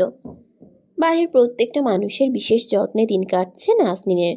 কষ্ট থেকে সবাই তাকে ভুলিয়ে রাখতে চাইছে। যে বাবার কণ্ঠনালী দিয়ে গম্ভীর স্বরসারা বের হতো না, সে বাবাই নাজনীনের সকাল সন্ধ্যা খবর নেন। বাড়িতে অবস্থানরত সময়ে মেয়েকে ডেকে ডেকে কাছে আনেন, নানান রকম গল্প বলেন। নাহিদ সে তো বোনটির দিকে তাকাতে লজ্জা পায়।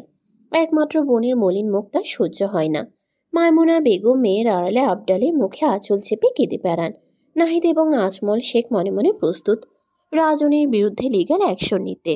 তার মেয়েকে দুঃখের অথৈ সাগরে ফেলে দিয়েছে বদমাইশটা। মায়মুনা বেগম মেয়ের রুমের আশপাশ দিয়ে ঘুরঘুর করছেন। এটা সেটা দেওয়ার নাম করে বারবার রুমে প্রবেশ করছেন। বেশিক্ষণ থাকছেন না, ব্যস্ততার দোহাই দিয়ে আবার বেরিয়ে পড়ছেন। ভদ্র মহিলার কপালে চিন্তার ভাঁজ। মেয়ের বান্ধবীরা তার মন ভাঙা মেয়েটাকে না আবার গুড়িয়ে দিয়ে যায়।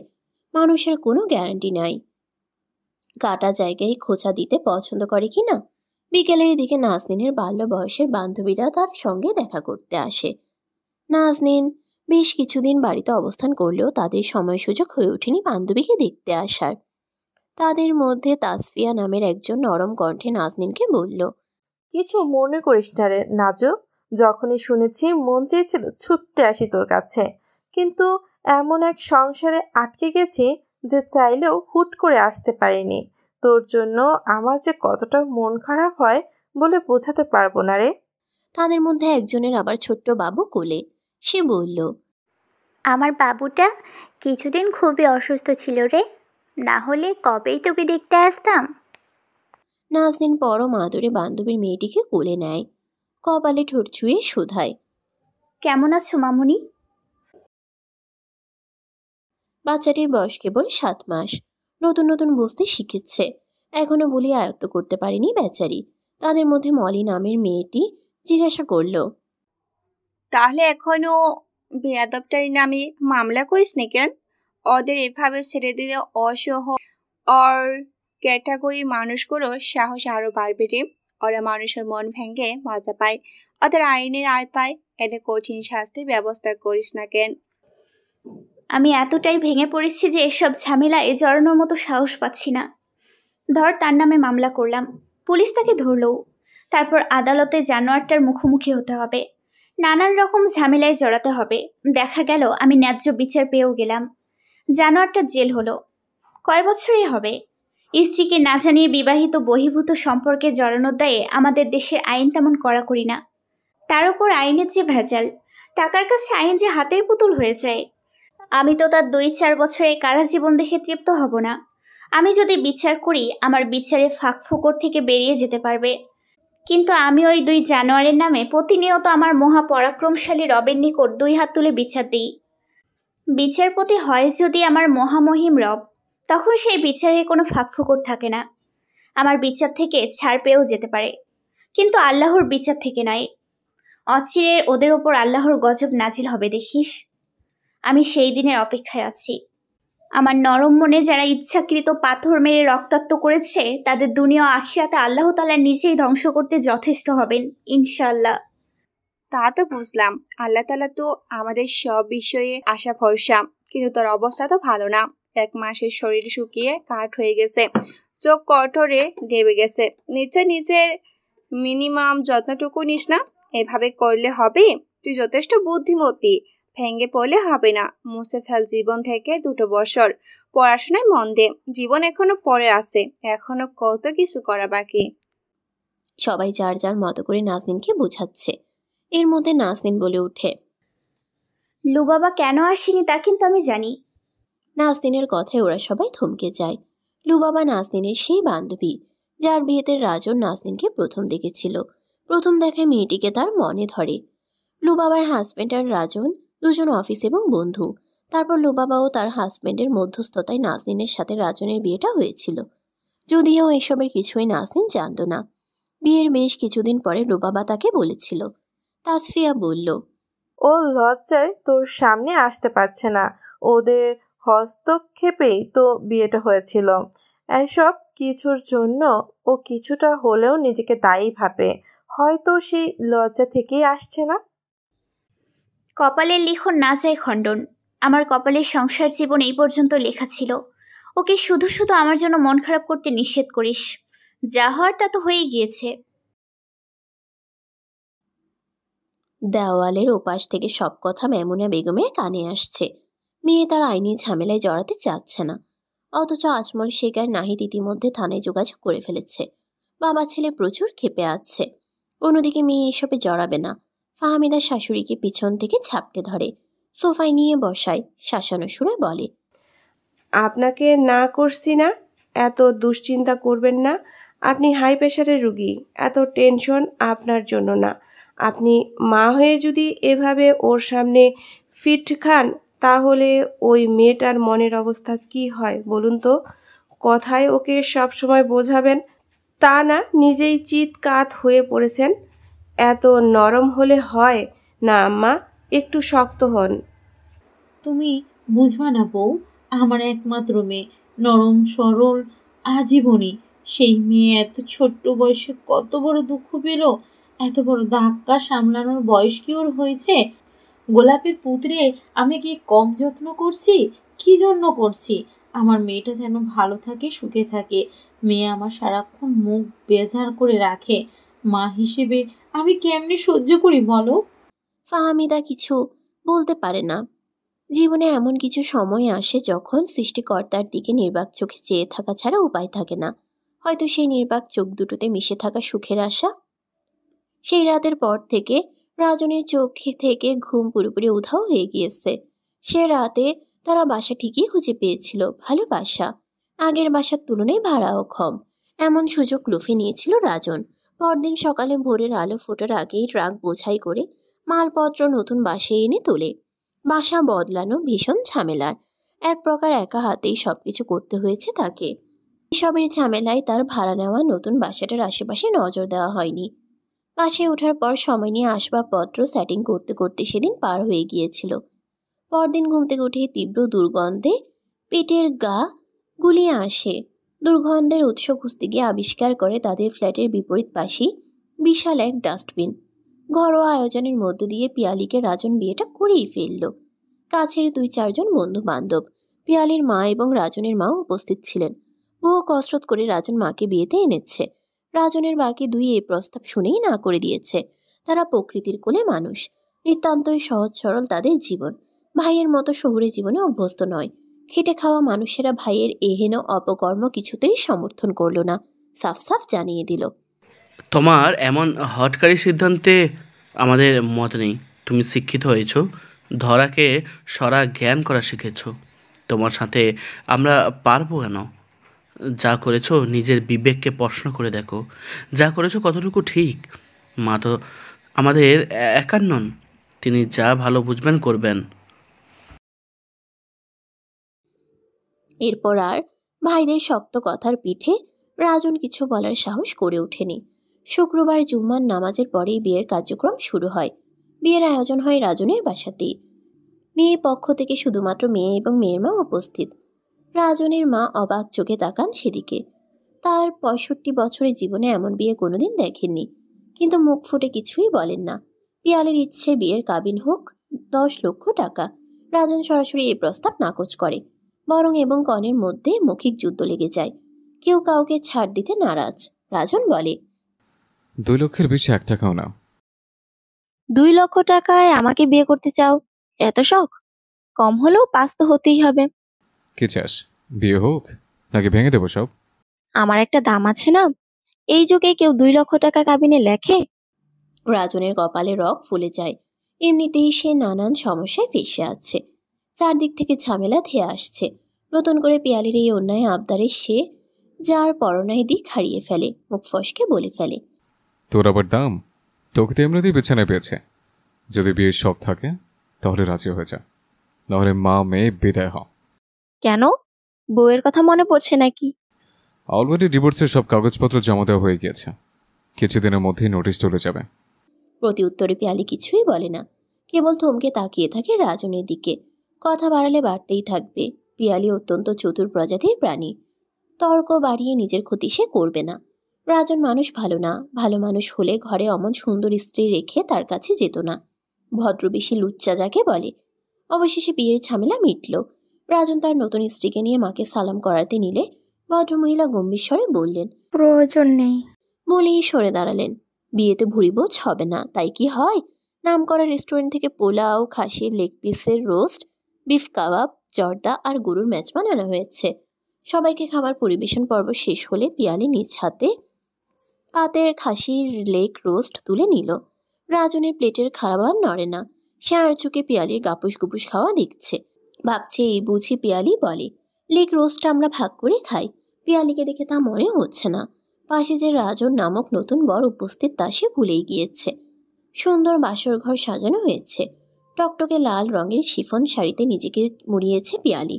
হাত কাটা ব্লাউজ, ঠোঁটে গাঢ় লিপস্টিক, খোপায় বেলের গাছরা। রাজন ভীষণ খুশি হলো পিয়ালিকে দেখে। না, মেয়েটি নিজেকে সাজাতে কার্পণ্য করেনি। বাসর সুন্দর কাটবে। যদিও বহুবার তাদের বাসর হয়েছে। দুজন মানুষ যখন পরস্পরের খুব কাছে, তখনই পিয়ালি বলল, মাকে সঙ্গেই রাখবো। আমার মা যদি চলে যেতে পারেন তাহলে তোমার মা থাকবেন কেন? জামাইয়ের বাসায় থাকবেন, এটা কেমন কথা? তোমার বাসা কি আমার বাসা নয়? মেয়ের বাসায় মায়ের থাকতে আপত্তি কোথায়? আপত্তি আছে। কেন? তোমার মায়ের চলন বলন আমার পছন্দ না। কেমন যেন কথা বলে। ওনাকে দ্রুত বিদায় করবে। রাজনের কাঠখোট্টা কথায় পিয়ালির হাসি খুশি মুখখানা থমথমে হয়ে গেল। নিজের মায়ের নামে এহেন কথা শোনার জন্য সে মোটেই প্রস্তুত ছিল না। মুহূর্তেই রেগে গেল। শটান দাঁড়িয়ে বলল, তোর মতো বিয়েটা মাল কি আমি এমনি বিয়ে করেছি? আমার মাকে কাছে রাখতে পারবো না, সব তোর ইচ্ছা মতো? ইয়েস, ওরে আমার সতী নারী রে। তুই কত যে ভালো, বিয়ের আগে পরপুরুষের কাছে শুতে চলে আসিস। ছেড়িস তো সাধারণ একজন ওয়ার্কার, সেখান থেকে অব্দি এসছিস আমার দয়ায়। এত বড় গলা তোর আসে কি করে? পেট বাদে আমি ফাঁসিয়েছিস, বড় কথা কোন মুখে বলিস? পুষ্পরঞ্জিত বাসর ঘর রূপ নেই তর্কযুদ্ধে। কেউ কাউকে ছাড় দিতে নারাজ। কিছু ঘুরতে গিয়ে অ্যানাকন্ডা বেরিয়ে আসছে। আদর সোহাগে নিজেদের ভরিয়ে দিতে ব্যস্ত থাকার কথা ছিল, সেখানে একে অন্যকে কথার বানে জর্জরিত করতে ব্যস্ত। নিয়তি বুঝি একেই বলে। যে বিষাক্ত সম্পর্ক থেকে নিজেকে সরিয়ে এনেছে, সে ফেলে আসা মানুষটা কি করছে না করছে তা নিয়ে নাজনীনের কিছু হওয়ার কথা নয়। যা হওয়া তা তো বহু আগেই হয়েছে। প্রতারণার শিকার হয়ে সে ভেঙে মাটির সাথে মিশে গিয়েছে। বাবা নিজের ফোনে মেয়ের হাতে দিয়ে বলেছেন, প্রয়োজনে ব্যবহার করিও। বান্ধবীরা ফোন করে পড়ার আপডেট নিচ্ছে। আগামী মাসেই এক্সাম, সময় নিকটে। পড়াশোনায় হাত দিলে দুশ্চিন্তা কমবে, মন অন্যদিকে ঘুরবে, ফ্রেশ লাগবে বলে আশ্বাস দিয়েছে ফাহমিদাও। বাড়ির সবাই একটি মানুষকে মুভ অন করাতে ব্যস্ত। মাইমুনা বেগম নারিকেল তেল আর চিরুনি নিয়ে হাজির হন মেয়ের কাছে।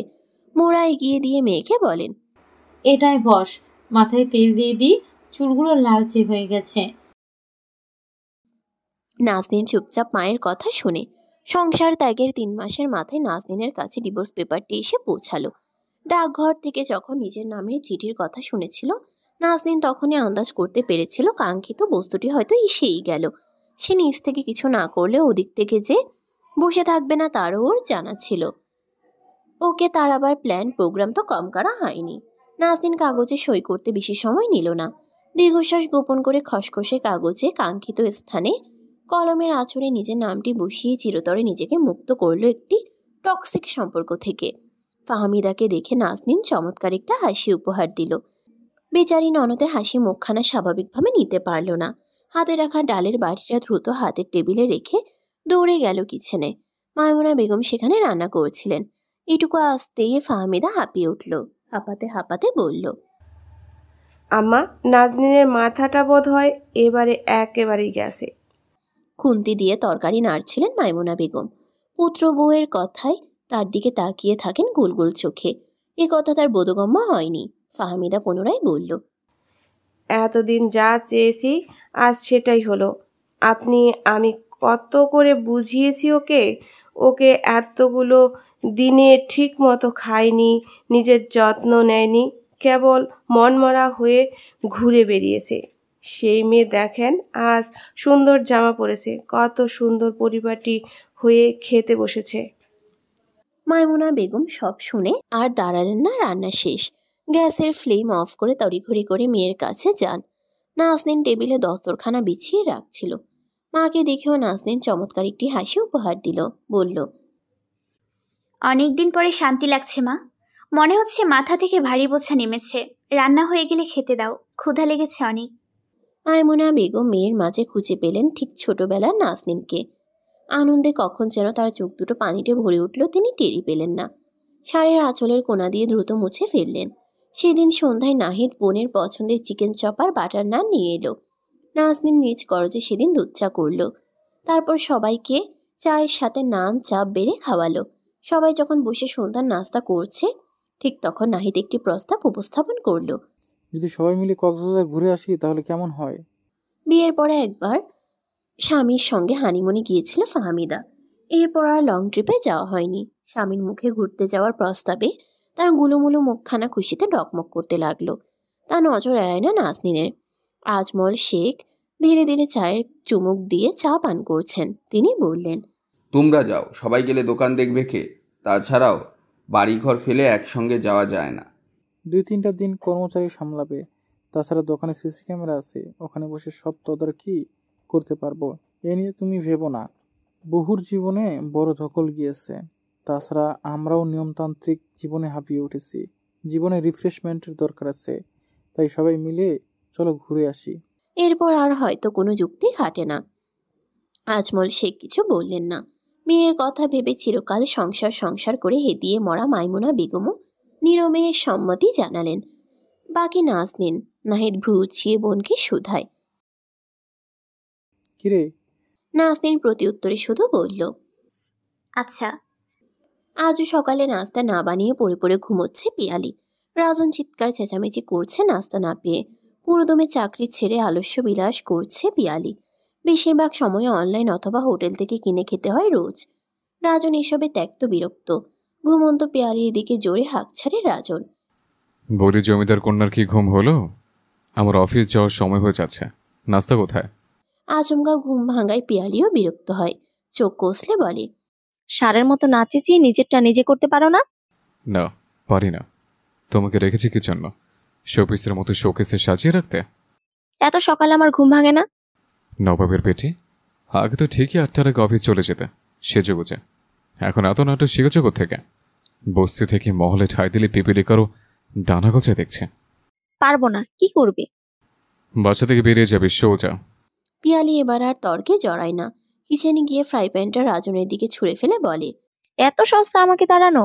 বললেই হলো, করবো না কিছু। কি করবি তুই? ননস্টিকের ভারী ফ্রাই প্যানের লম্বা হাতল গিয়ে লাগে রাজনের পায়ে। মুহূর্তেই ফিনকি দিয়ে রক্ত পড়তে লাগলো। ছোট একটি গর্ত হয়ে গেল ক্ষতস্থানে। রাজন আর্তনাদ করে উঠল। পিয়ালির হুঁশ ফিরল। রাগের মাথায় একই করলো সে। আজ বাদে কাল তাদের হানিমুন ডেট। আজ কিনা জখম করে দিল। এই জীবনে লং ট্রিপে যাওয়া হয়নি তার। রাজনকে আঘাত করে এই সুযোগ হাতছাড়া করার মেয়ে সে নয়।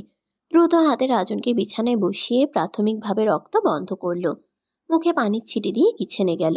1 কাপ চা, ফ্রোজেন করা পরোটা ভেজে আরেকটি ডিমের অমলেট করে আনলো রাজনের জন্য। রাজনকে কিছু বলার সুযোগ না দিয়েই পিয়ালি খাইয়ে দিতে লাগলো তাকে। উদ্দেশ্য শিকারী হাতছাড়া করা যাবে না কিছুতেই। যে মানুষটার মুখ দর্শন করবে না বিধায় কোনো রকম আইনি ঝামেলায় গেল না নাজনীন। ঠিক সেই মানুষটা তার কয়েক হাত ধরে। ভাগ্যের নির্মম পরিহাস বুঝি এখেই বলে। দূর থেকেই নাজনীনের নজর কাড়ে রাজন পিয়ালি। ওদের দেখেও আপাত দৃষ্টিতে মেয়েটির মধ্যে কোনো ভাবান্তর লক্ষ্য করা গেল না।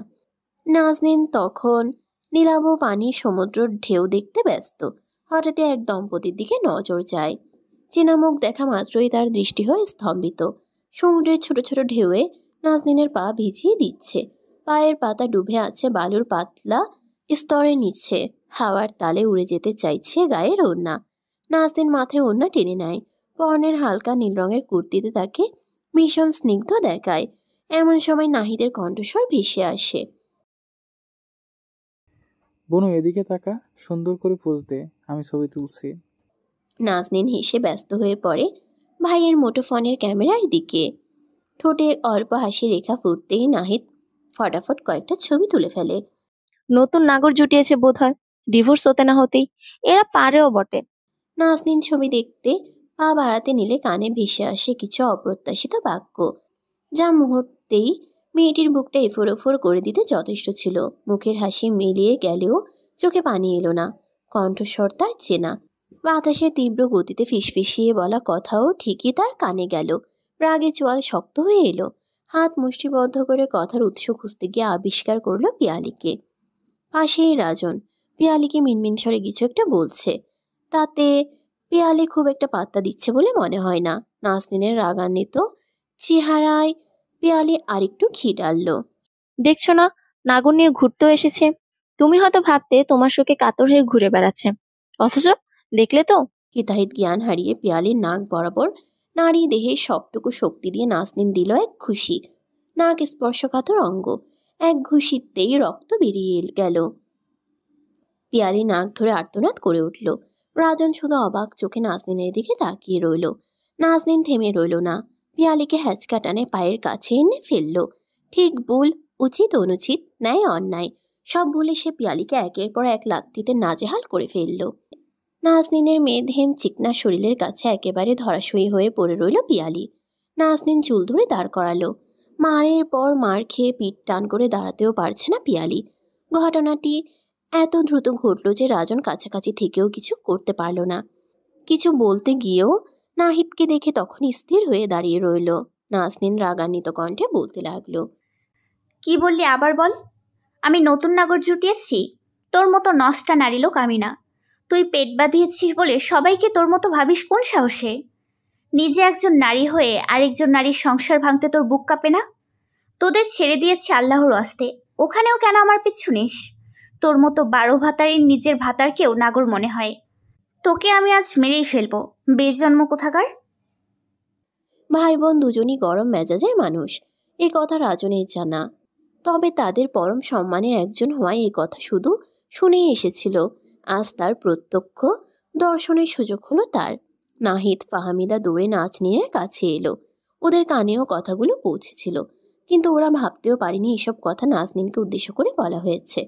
নাহিদ নাজনীনের কাঁধে হাত রাখতেই নাজনীন ভাইকে জড়িয়ে ধরল। ঝরঝর করে চোখ থেকে পানি গড়াতে লাগলো। বোনের হাত ধরে হোটেলে ফিরে এলো নাহিদ। বোনকে কিচ্ছুটি জিজ্ঞাসা করলো না, শুধু বলল, ফ্রেশ হয়ে নিচে আয়, আশপাশটা ঘুরে দেখবো, কিছু আবর্জনার জন্য মুড নষ্ট করিস না। মাইমুনা বেগম এবং আজমল শেখ এসবের কিছুই জানেন না, তাদেরকে জানানো হয়নি। ওনারাও ব্যস্ত ছিলেন একটি গুরুত্বপূর্ণ কাজে। ওনাদের মতোই ছেলে মেয়ে নিয়ে বেড়াতে এসেছে আরেকটি পরিবার। ছেলের প্রমোশন পেয়ে মা বাবা এবং বোনকে নিয়ে ঘুরতে এসেছে। নাজনীন, এদিকে এসো। মায়ের ডাক।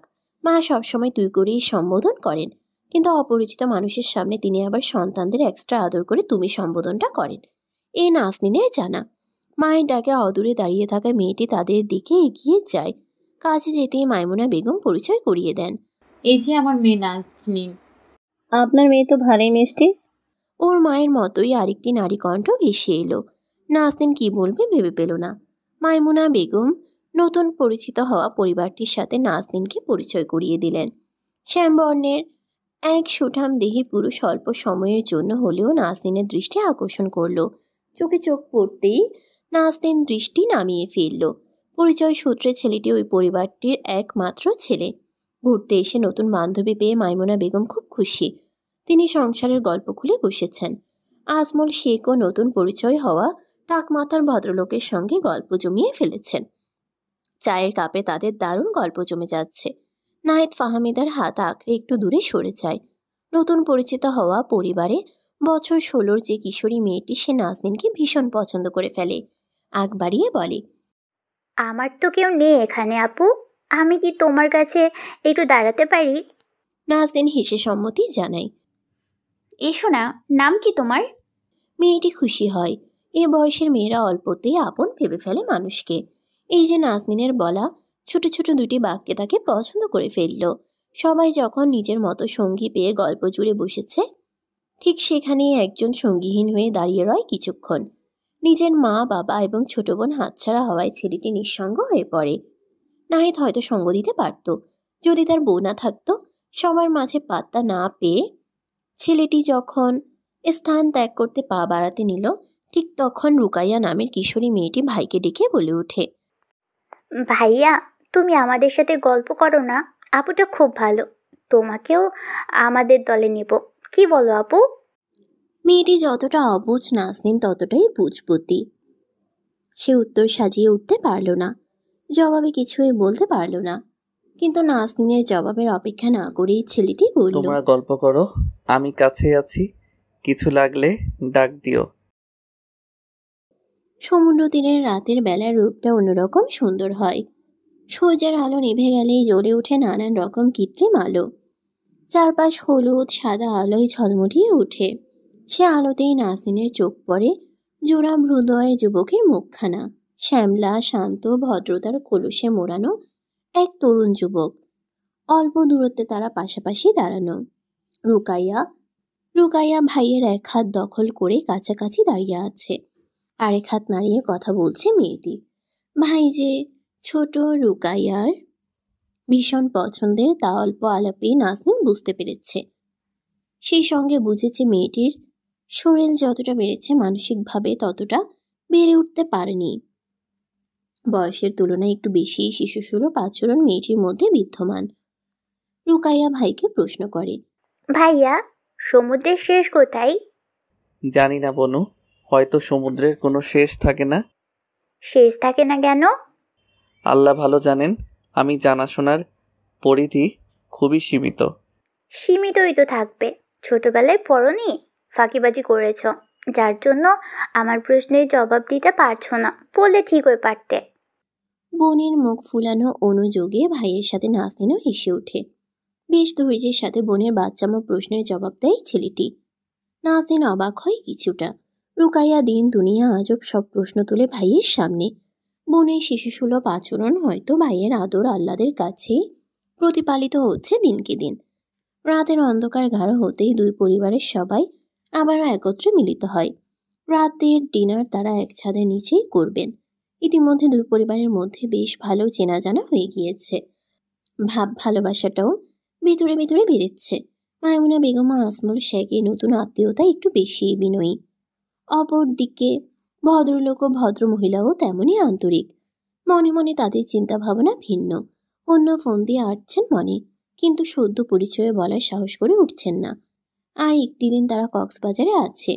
শেষ দিনে নাহিদ বোন এবং স্ত্রীকে নিয়ে বেশ কয়েকটি জায়গায় ঘুরল, কেনাকাটা করল। নাজনীন নিজে রুকাইয়াকে একটু উপহার দিল। দিন পেরিয়ে সন্ধ্যা হতেই লাগেজ গুছানো শুরু হলো। ফেরার সময় হয়ে গিয়েছে। বিদায় পর্বে রুকাইয়া আবেগী হয়ে বলল, তুমি খুব ভালো আপু। ভালো হতো যদি আমাদের আবার দেখা হতো। আল্লাহ চাইলে নিশ্চয়ই দেখা হবে। মন দিয়ে পড়িও। পড়লে একদিন নিজের প্রশ্নের উত্তরগুলো নিজেই দিতে পারবে। কেমন? আচ্ছা। এক এক করে সবার থেকে বিদায় নিয়ে আজমল শেখ পরিবার নিয়ে নিজ গন্তব্যের দিকে বেরিয়ে পড়লেন। যাওয়ার আগে নাজনীনও সবাইকে বলে এসেছে। শুধু দূরে দাঁড়ানো মানুষটিকে কিছু বলা হয়নি। সে হয়তো বলার বা শোনার অপেক্ষায় নেই। গতকাল তারা কিছুক্ষণ আশেপাশে থাকলেও নিজ থেকে কেউ কাউকে কিছু বলেনি। হয়নি কোনো রকম আলাপচারিতা। নাজনীনের রাতে বাসে কখনো জার্নি করা হয়নি। এবারে প্রথম রাতে বাস জার্নির অভিজ্ঞতা অর্জন করা হবে। নাহিদ ফাহমিদাকে নিয়ে আলাদা বসেছে। ওদের থেকে দুটো সিট পরেই। কপাল হিসাবে তাদের রাতের বাস জার্নি হবে অন্যরকম সুন্দর। নাজনীনের পাশের সিটে মাইমুনা বেগম বসলেন। আজমল শেখ সামনের সিটে। রাতের জার্নিতে নিজের সঙ্গী হিসেবে নাজনীন বেছে নিল হুমায়ুন আহমেদের আমার কাছে জল বইটি। এক রাত জার্নি শেষে দিনের সদ্য ফোটা আলোয় তারা বাড়িতে ফিরে আসে। রাতে যেহেতু মাইমুনা বেগম বেশ খানিকটা সময় ঘুমিয়েছেন, তাই দীর্ঘ জার্নি শেষে তিনি কিছুটা ক্লান্তহীন। নাজনীনের সারা রাত ঘুম হয়নি, জেগে কাটিয়েছে। সে খুব ক্লান্ত, ঘুমে ঢুলছে। ঢুলতে ঢুলতে নিজের ব্যাকপ্যাক নিয়ে রুমের দিকে যেতে নিলে মাইমুনা বেগম বলে ওঠেন, হাত মুখ ধুয়ে আয়, আমি ঝটপট নাস্তা বানাচ্ছি, খেয়ে তারপর ঘুমাবি। খেতে গেলে ঘুম চলে যাবে মা। যাবে না, খেয়ে ঘুমালে আরাম করে দুপুর পর্যন্ত ঘুমাতে পারবি। এখন যা বলছি কর। আচ্ছা। বাড়ির বউদের কেন যেন বিশ্রাম হয় না, হলেও তাদের সব দিক সামলিয়ে তারপর বিশ্রামের সুযোগ মিলে। ফাহমিদার বাস জার্নি ছিল প্রেমময় সুন্দর। প্রিয় মানুষটার হাতে হাত রেখে সুখের আলাপ করা, বুকের মধ্যে মুখ ডুবিয়ে ঘুমানো, সবই ছিল রোম্যান্সে ভরপুর। অর্ধ ঘুম অর্ধ জাগরণে কেটেছে তাদের রাত। সেও ক্লান্ত, কিন্তু তবুও শাশুড়ি মায়ের সাথে নাস্তা বানানোর কাজে সাহায্য করতে এলো। বাড়িতে প্রতিদিন রুটি খাওয়া হয়, এজন্য পুরো সপ্তাহে রুটি হালকা সেকে একেবারে ফ্রোজেন করা হয়। এতে গৃহিণীদের সময় পাচ্ছে। ফাহমিদা চুলায় চায়ের জন্য পানি বসিয়ে দিল। অন্যদিকে মাইমুনা বেগম ফ্রোজেন রুটিগুলো সেকে ফেলছেন। চা আর রুটি হয়ে গেলে মাইমুনা বেগম ফাহমিদাকে বলল, এগুলো নিয়ে টেবিলে রাখ, আমি ডিম পোস্ট করে নিয়ে আসছি। ফাহমিদা শাশুড়ি মায়ের কথা মতো সেটাই করলো। একে একে সবাই খেতে এলো। সকালের ঝটপট নাস্তায় রুটি, ডিম পোস্ট আর লাল চা। সবাই খেয়ে যার যার মতো ঘুমিয়ে পড়ল। কয়েকটি দিন বাইরের ভারী খাবার খেয়ে শরীর মন এবার একটু ঘরোয়া হালকা খাবার চায়। তাই মাইমুনা বেগম দুপুরে খাবারের জন্য আয়োজন করলেন শিং মাছ দিয়ে আলু পটলের ঝোল আর হাঁসের ডিম বোনা। বেলা তেতে উঠলে এক এক করে সবার ঘুম ভাঙে। ফাহমিদা ঘুম থেকে উঠে টেবিলে সাজানো খাবার দেখে অবাক হয়। মনে মনে ভয়ও পাই কিছুটা, পাছে শাশুড়ি মা কিছু মনে না করেন। ভয়ে ভয়ে জিজ্ঞাসা করে, আমাকে একটা ডাক দিতেন আম্মা? আপনি একা একা কষ্ট করে রান্না করতে গেলেন। ঘুমিয়ে গিয়েছিলাম। কত বেলা হয়তো কিছুই টের পাইনি। আমার ঘুমটা আজ গাঢ় হয়েছে। সমস্যা নাই, এ বয়সে ঘুম গাঢ়ই হয়। আমি তোমার শ্বশুরকে ডাকছি, তুমি ওদের ভাই বোনকে ডেকে খেতে বলো। শেষ বিকেলে নরম আলো গায়ে মাখামাখি হয়ে মাইমুনা বেগম বেগুনের চারা গাছগুলোতে পানি দিচ্ছিলেন। গলায় ছোট একটি ঝোলানো ব্যাগ, ওনার বাটন ক্যামেরা যুক্ত ফোনটা রাখেন। হঠাৎ করে আওয়াজ তুলে ফোনটি বেজে ওঠে। গাছে পানি দেওয়া থামিয়ে তিনি ফোনটি ব্যাগ থেকে বের করেন। দেখতে পান অপরিচিত নাম্বার থেকে কল এসেছে। সাধারণত অচেনা নাম্বারের কল তিনি রিসিভ করেন না, কিন্তু আজকে মনে করে যেন কলটা রিসিভ করলেন। ফোনের উপাস থেকে পরিচিত কণ্ঠস্বরের সালাম দেওয়া শুনেই মাইমুনা বেগম চিনে ফেললেন। ঠোঁটে হালকা হাসির রেখা ফুটে উঠল। নতুন বান্ধবী ফোন করেছেন। দুই বান্ধবী দীর্ঘ আলাপচারিতার এক পর্যায়ে মাইমুনা বেগম তাদের নিজ বাড়িতে দাওয়াত করলেন এবং খুব জোর দিয়ে বললেন, আপা, আপনাদের কিন্তু অবশ্যই আসতে হবে। আসবো আপা, কিন্তু আপনাকে একটা কথা জানানোর ছিল। আপনি কি মনে করবেন ভেবে আর বলা হয়ে ওঠেনি, এখন মনে হচ্ছে বলা উচিত। কি কথা আপা? আপনার মেয়েটিকে তো আমাদের খুব পছন্দ হয়েছে। মাইমুনা বেগমের বুক ধক করে উঠল। তিনি মনে মনে এটাই আন্দাজ করেছিলেন। পরিচয় হবার পর থেকে ভদ্রমহিলা বারবার নাজনীন সম্পর্কে এটা সেটা খুঁটিয়ে খুঁটিয়ে জিজ্ঞাসা করছিলেন। ঘুরে ফিরে আলোচনার কেন্দ্রবিন্দু ছিল নাজনীনি। হয়তো এ কথা শুনে নিতে খুশি হতে পারতেন। ভালো পরিবার, ভদ্র নম্র ছেলে, এমন পরিবারে মেয়েকে বিয়ের জন্য দেখা হয় সাধারণত। কিন্তু ওই যে মেয়ের খোদ, তিনি ভনিতা না রেখেই বললেন, আমার মেয়ের আগে বিয়ে ছিল আপা। ও পাশ থেকে হয়তো এ কথা শোনার জন্য প্রস্তুত ছিলেন না। কিছুক্ষণ ও পাশ নীরব রইল। মাইমুনা বেগমও কিছু বলছেন না, মনের মধ্যে খচখচ করে। এখন আপাত দৃষ্টিতে কাউকে ভালো দেখলেও মন মানতে চায় না। মেয়েটিকে ভালো ছেলে দেখেই তো বিয়েটা নিজেদের আগ্রহে দিয়েছিলেন, অথচ কপাল তো ঠিকই পড়ল। আপনার মেয়েটিকে আমাদের পছন্দ হয়েছে, কিন্তু এই কথা তো আমার জানা ছিল না। মেয়েকে তো সারা জীবন এভাবে রাখবেন না, কিছু ভেবেছেন? এত তাড়াতাড়ি কিছু ভাবিনি, তবে এই মুহূর্তে ওকে কিছু বলার সাহস করছি না। সবে একটা ধকল সামলে উঠেছে। তা ঠিক, আমি তাহলে পরিবারের সবার সাথে আলাপ করে আপনাকে জানাবো আপা। ঘরে পুত্রবধূ যদি আনতেই হবে, আপনার মেয়েকেই আনতে চাই। এখন আপনি কি বলেন? আপা, এত তাড়াতাড়ি কিছু ভাবছি না। আগেরবার নিজেদের জোর জবরদস্তিতে বিয়েটা দেওয়া, এবার কিছু হলে ওর সিদ্ধান্তকেই প্রাধান্য দেওয়ার ইচ্ছা। ছেলে মেয়েদের দেখাটা হলে ওদের মধ্যেও বোঝাপড়া ভালো হতো। যদি আপনি রাজি হন তাহলে নাজনীন মাকে আমরা দেখতে আসতাম। মেয়ে তো আমার একার না, ওর বাবার কাছে বিষয়টা বলি। আমার ছেলে আছে, সর্বোপরি মেয়ে কি বলে সব শুনে জানাবো। আচ্ছা, উত্তর কি হ্যাঁ হওয়া যায়? মাইমুনা বেগম চিন্তায় পড়ে গেলেন। মেয়ের শুকনো মুখ তার ভালো লাগে না। ওদের সবাইকে ওনার পছন্দ হয়েছে। ছোটখাটো শিক্ষিত ভদ্র পরিবার, ছেলের ভালো পোস্টের চাকরি, সব মিলিয়ে এমন সুযোগ হাতছাড়া করা ঠিক নয়। কিন্তু মেয়েকে তিনি এই বিষয়ে বলবেন কিভাবে সেটাই বুঝে উঠতে পারছেন না। মাথায় পাহাড় সম চিন্তা নিয়ে ফাহমিদার শরণাপন্ন হন। ফাহমিদা? জি আম্মা। বৌমাকে ডেকেও বলার মতো কথা সাজিয়ে উঠতে পারেন না মাইমুনা বেগম। ইতস্তত বোধ করেন। ফাহমিদা শাশুড়ি মায়ের দিকে প্রশ্নসূচক দৃষ্টিতে তাকিয়ে থাকে। জড়তা কাটিয়ে মাইমুনা বেগম বলেন, কি দিয়ে শুরু করব বুঝতে পারছি না। আসলে নাজনীনের জন্য ভালো একটা বিয়ের সম্বন্ধ এসেছে। ওর সামনে এই কথা কিভাবে তুলব বুঝতে পারছি না। যদি বিষয়টি স্বাভাবিকভাবে না নেয়। বিষয়টা স্বাভাবিকভাবে না নেওয়াটা কি অযৌক্তিক হবে ওর জন্য, বলুন? মাইমুনা বেগম জবাবে কিছুই বলতে পারেন না। শাশুড়ি মায়ের নীরবতার পিঠে ফাহমিদা বলে, আপনি এত তাড়াহুড়া করছেন কেন? কিছুদিন হলো একটি ঝামেলা থেকে বেরিয়ে মেয়েটি স্বাভাবিক হওয়ার চেষ্টা করছে, পড়াশোনায় মন দিয়েছে। এর মধ্যে এসব কথা তোলার কি খুব দরকার আছে? শুনেছি আগের বিয়েটি আপনারা নিজের মতামতে দিয়েছিলেন, এবারেও একই কাজ কেন করতে চাইছেন? আমার মনে হয় ওকে ওর মতো থাকতে দিন, পড়াশোনা করুক, নিজের পায়ে দাঁড়াক, এরপর ও যা ভালো বুঝবে করবে। এত তাড়াহুড়ার কিছু আছে বলে মনে হয় না। কিন্তু বৌমা, ও খুব আগ্রহ করছিল। এখানে অনাগ্রহের তো কিছুই নেই আম্মা। আমাদের নাজনীন মাশাআল্লাহ, দেখতে যেমন সুন্দর তেমন তার নম্র ভদ্র আচরণ, পছন্দ হওয়ার মতোই মেয়ে। আপনাকে পুনরায় কিছু জিজ্ঞাসা করলে বলবেন মেয়ে পড়ছে, পড়াশোনা শেষ না হলে কথা আগাতে পারছি না। বুঝতে পেরেছেন? বৌমার কথায় প্রতিউত্তরে মাইমুনা বেগম সুবোধ বালিকাটির ন্যায় মাথা কাত করে সম্মতি জানায়। মা এবং ভাবির কথোপকথন কান এড়ায় না নাজনীনের। সে সবই শুনেছে। উঠোনের এক কোণে দাঁড়িয়ে তারা যখন নিজেদের মধ্যে কথা বলতে ব্যস্ত, তখনই নাজনীন ঘর থেকে বেরিয়ে উঠানে আসতে নিচ্ছিল। সব কথায় তার কান ভেদ করে মস্তিষ্কে পৌঁছায়। ভাবির বুদ্ধিমত্তার সাথে দেওয়া উত্তরগুলো ওর খুবই পছন্দ হয়। মনে মনে তাকে না ধন্যবাদ জানাতে ভুল করে না। কারো চোখে পড়ার আগেই দরজার কাছ থেকে সরে যায় নাজনীন। পা চালিয়ে নিজের রুমে ফিরে আসে। এরপর মাইমুনা বেগম আর সে বিষয়ে নিজের ভাবনা চিন্তা বন্ধ রাখেন। ফাহমিদা তো ঠিকই বলেছে, সে তাড়াহুড়োই করছিল বটে।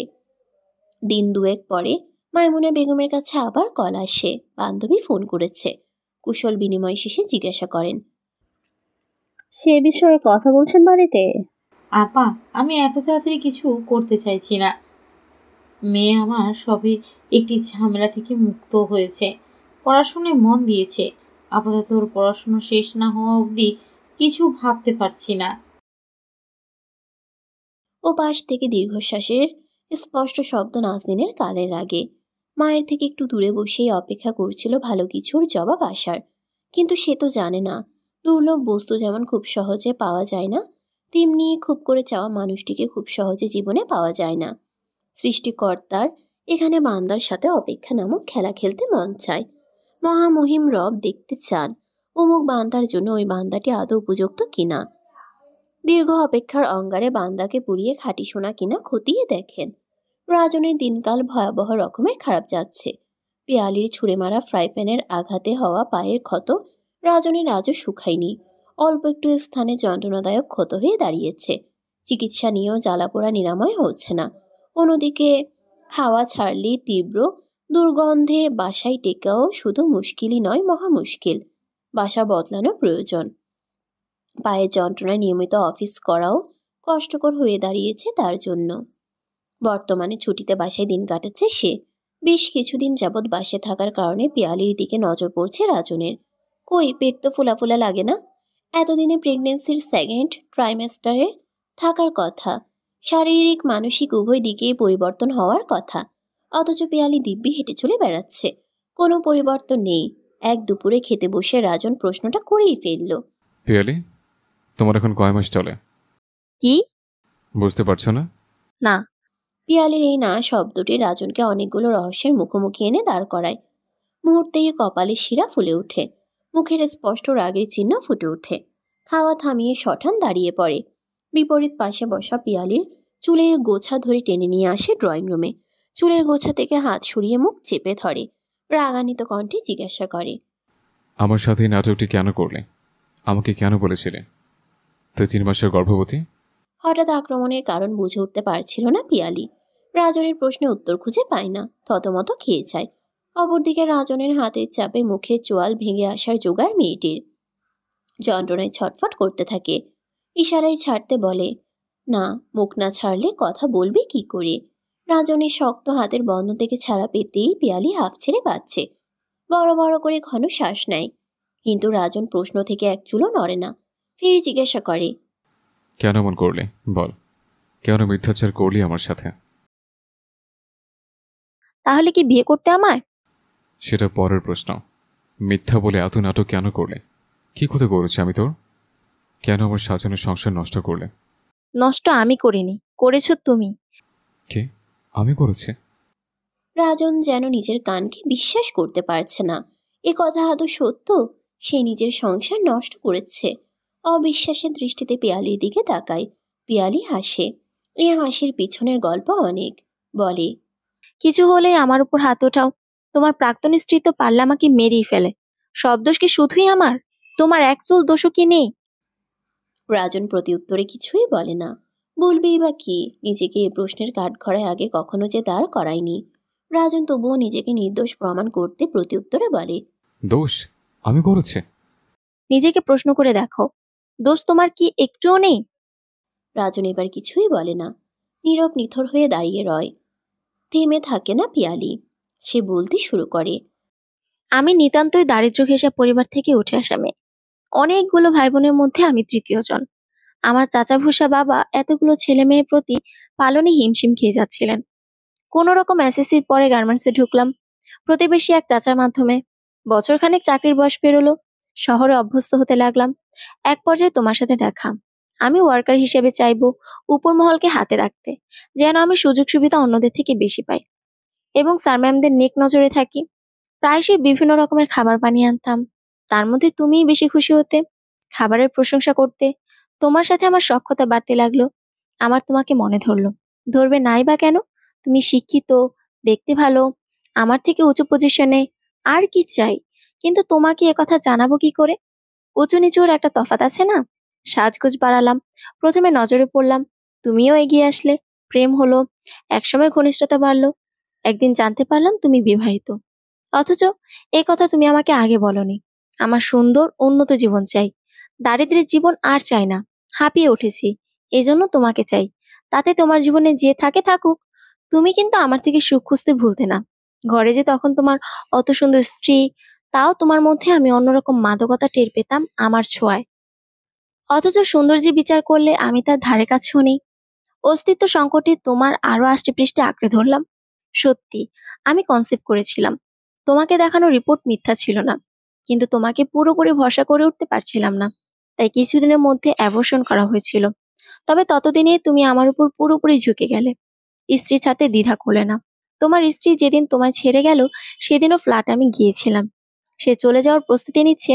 আমার মন বলে উঠল, কাটা ঘায়ে নুনে ছিটা দিয়ে দেখতো কেমন লাগে ওর। প্রেগনেন্সি রিপোর্ট দেখালাম, আরো ইনিবি নিয়ে নানান কথা বললাম। তোমার স্ত্রী প্রথমে শান্ত থাকলো, পরে রূপ নিল সাক্ষাৎ বাঘিনী। সেদিনও সে আমায় মেরেছিল জানো। তারপর তো গেলই, আমাদের বিয়ে হলো। সত্যি বলতে সুখ আর হলো না, কেমন অশান্তি অসুখ লেগেই থাকে। বিলাসবহুল জীবন কাটাতে তোমাকে বেছে নেওয়া। যেই তুমি একসময় আমাকে পেলে সব ভুলে যেতে, আমার ছোঁয়ায় উন্মাদ হয়ে যেতে, সেই তুমি গায়ে হাত তোলা আমার। আমি অবাক হই জানো, আগের তুমি আর এখনের তুমির মধ্যে বিরাট ব্যবধান। অনেক কথা তো বললাম, এখন বলো, এখানে কি তোমার একটুও দোষ নেই? তোমার স্ত্রীকে ছাড়তে না চাইলে আমি জোর করে ছাড়াতে পারতাম? যত ভিডিও ফুটেজ থাকুক না কেন, তার চেয়েও বড় কথা, তাকে প্রকৃত অর্থে চাইলে তুমি আমার শরীরে ডুবে যেতে পারতে। তুমি বিবাহিত, এ কথাই বা কেন বলনি?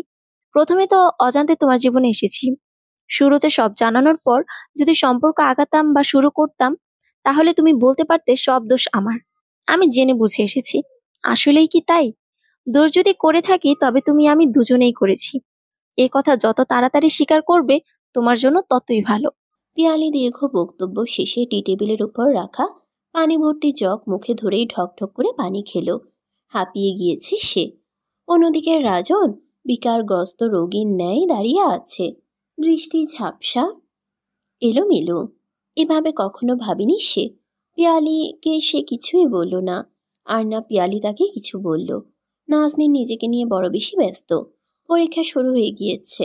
নাহিদ গিয়ে কেন্দ্রে দিয়ে আসে, পরীক্ষা শেষে আবার নিয়ে আসে।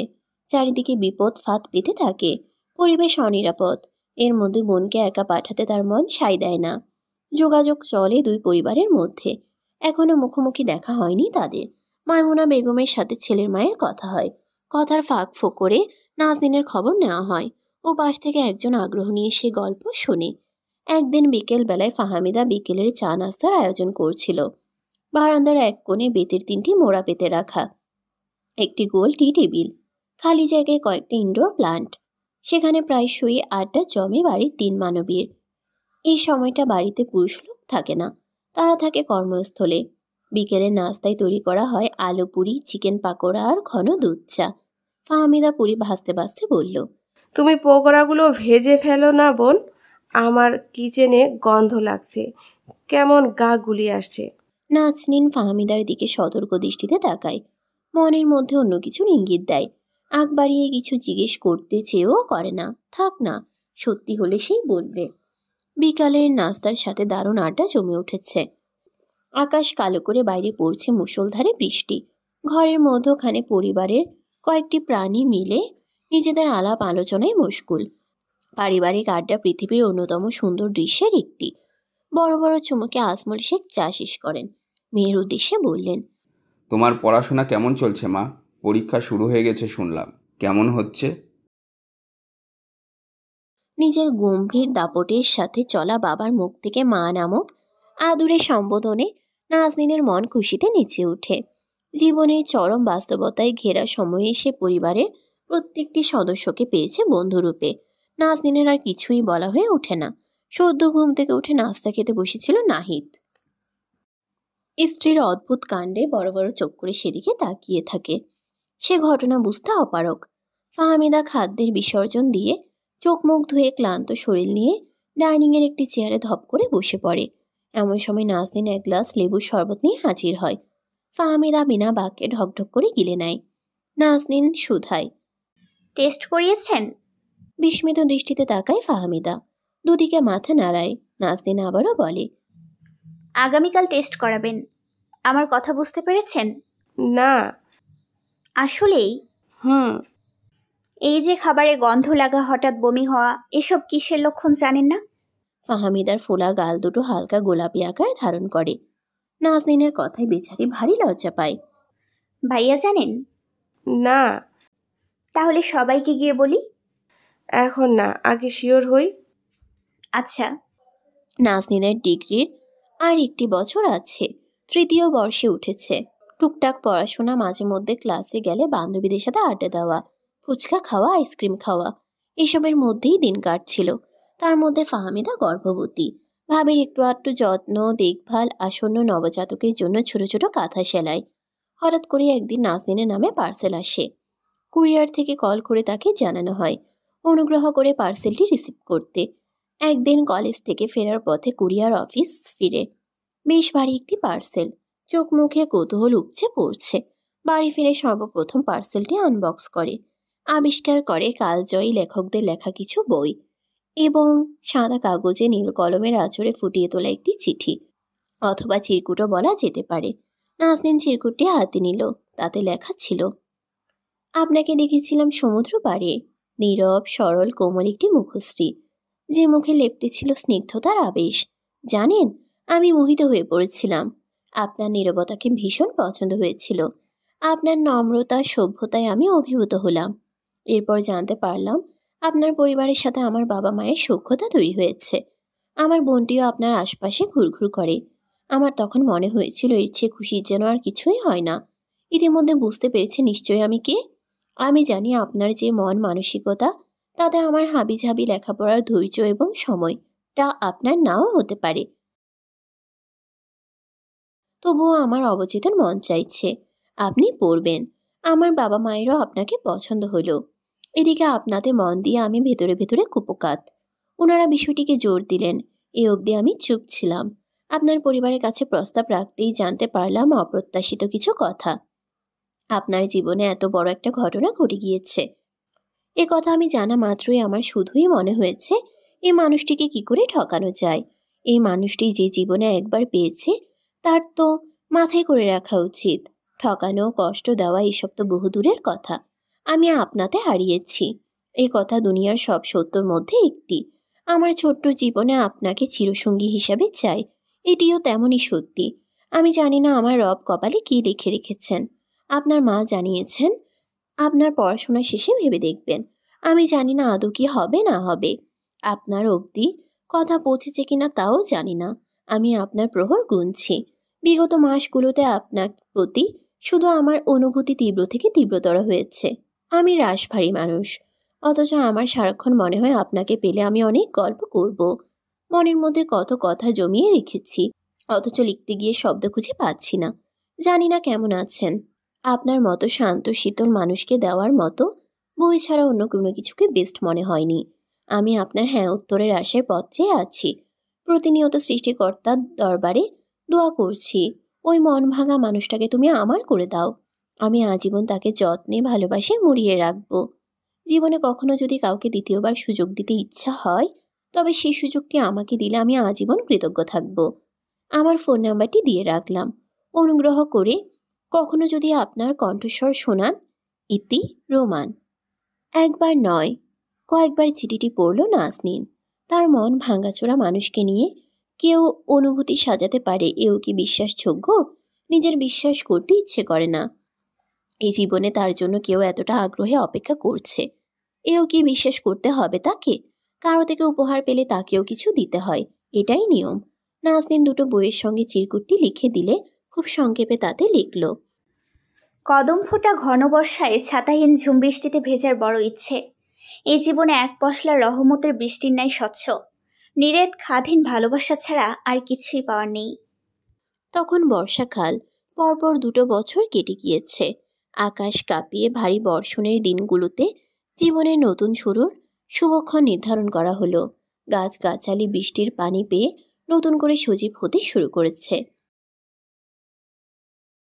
পাতার গায়ে বৃষ্টির ফোঁটা পড়লে যেমন কেঁপে ওঠে, তেমনি ফোনের মেসেঞ্জারে নোটিফিকেশন বেজে ওঠার শব্দ কানে যেতেই কেঁপে ওঠে নাজনীন।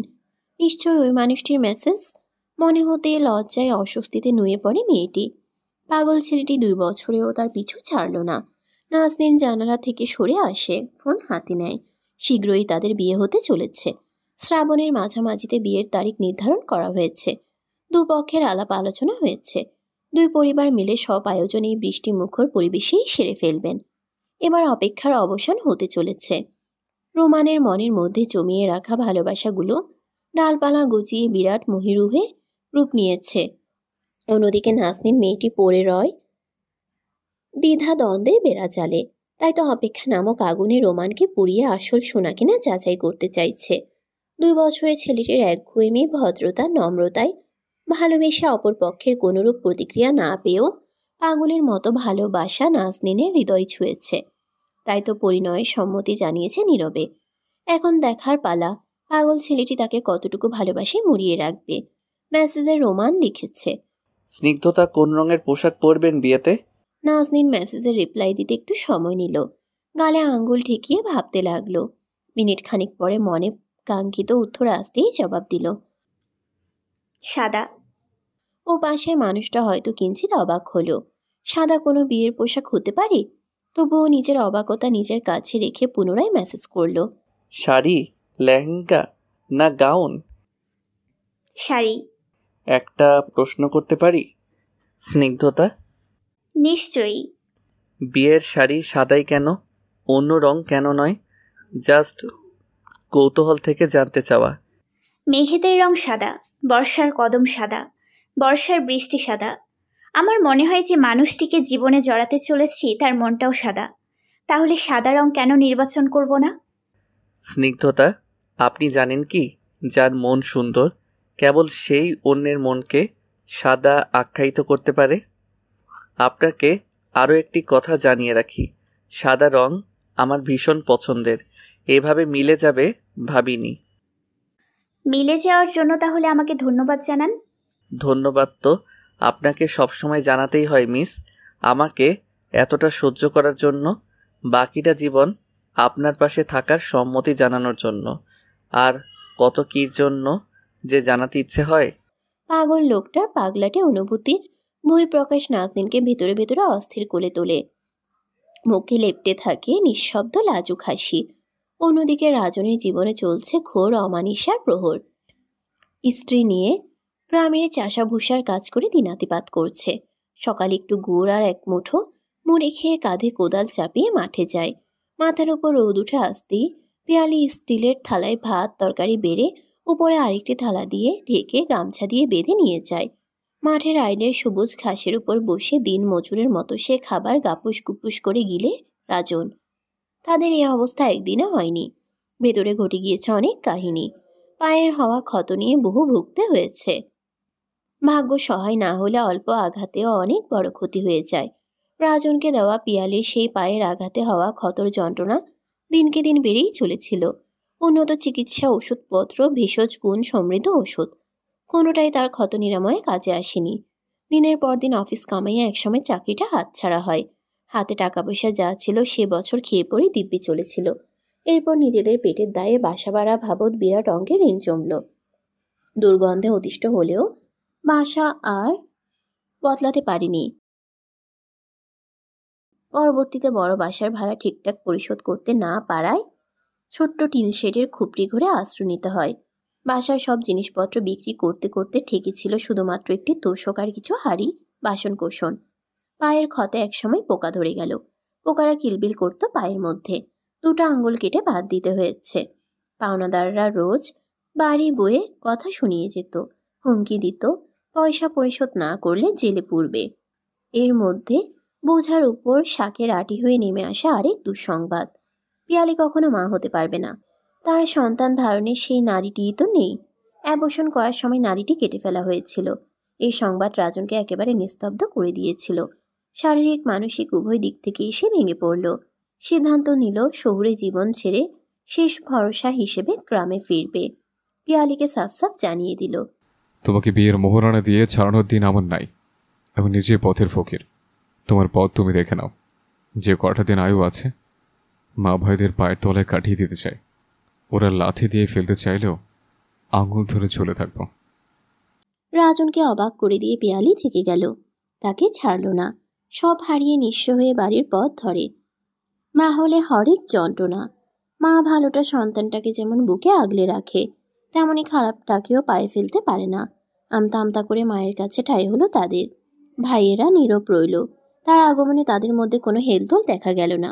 ভাইয়ের বউয়ের মুখ ঝামটা দিয়ে পিছন দেখিয়ে চলে গেল। তারপর থেকেই শুরু হয় রাজনের ভারাক্রান্ত হৃদয়ের যাত্রা। সেই সঙ্গে পেটে দুমুঠো ভাত দেওয়ার জন্য অসুস্থ শরীরের সকল সন্ধ্যা সংগ্রাম।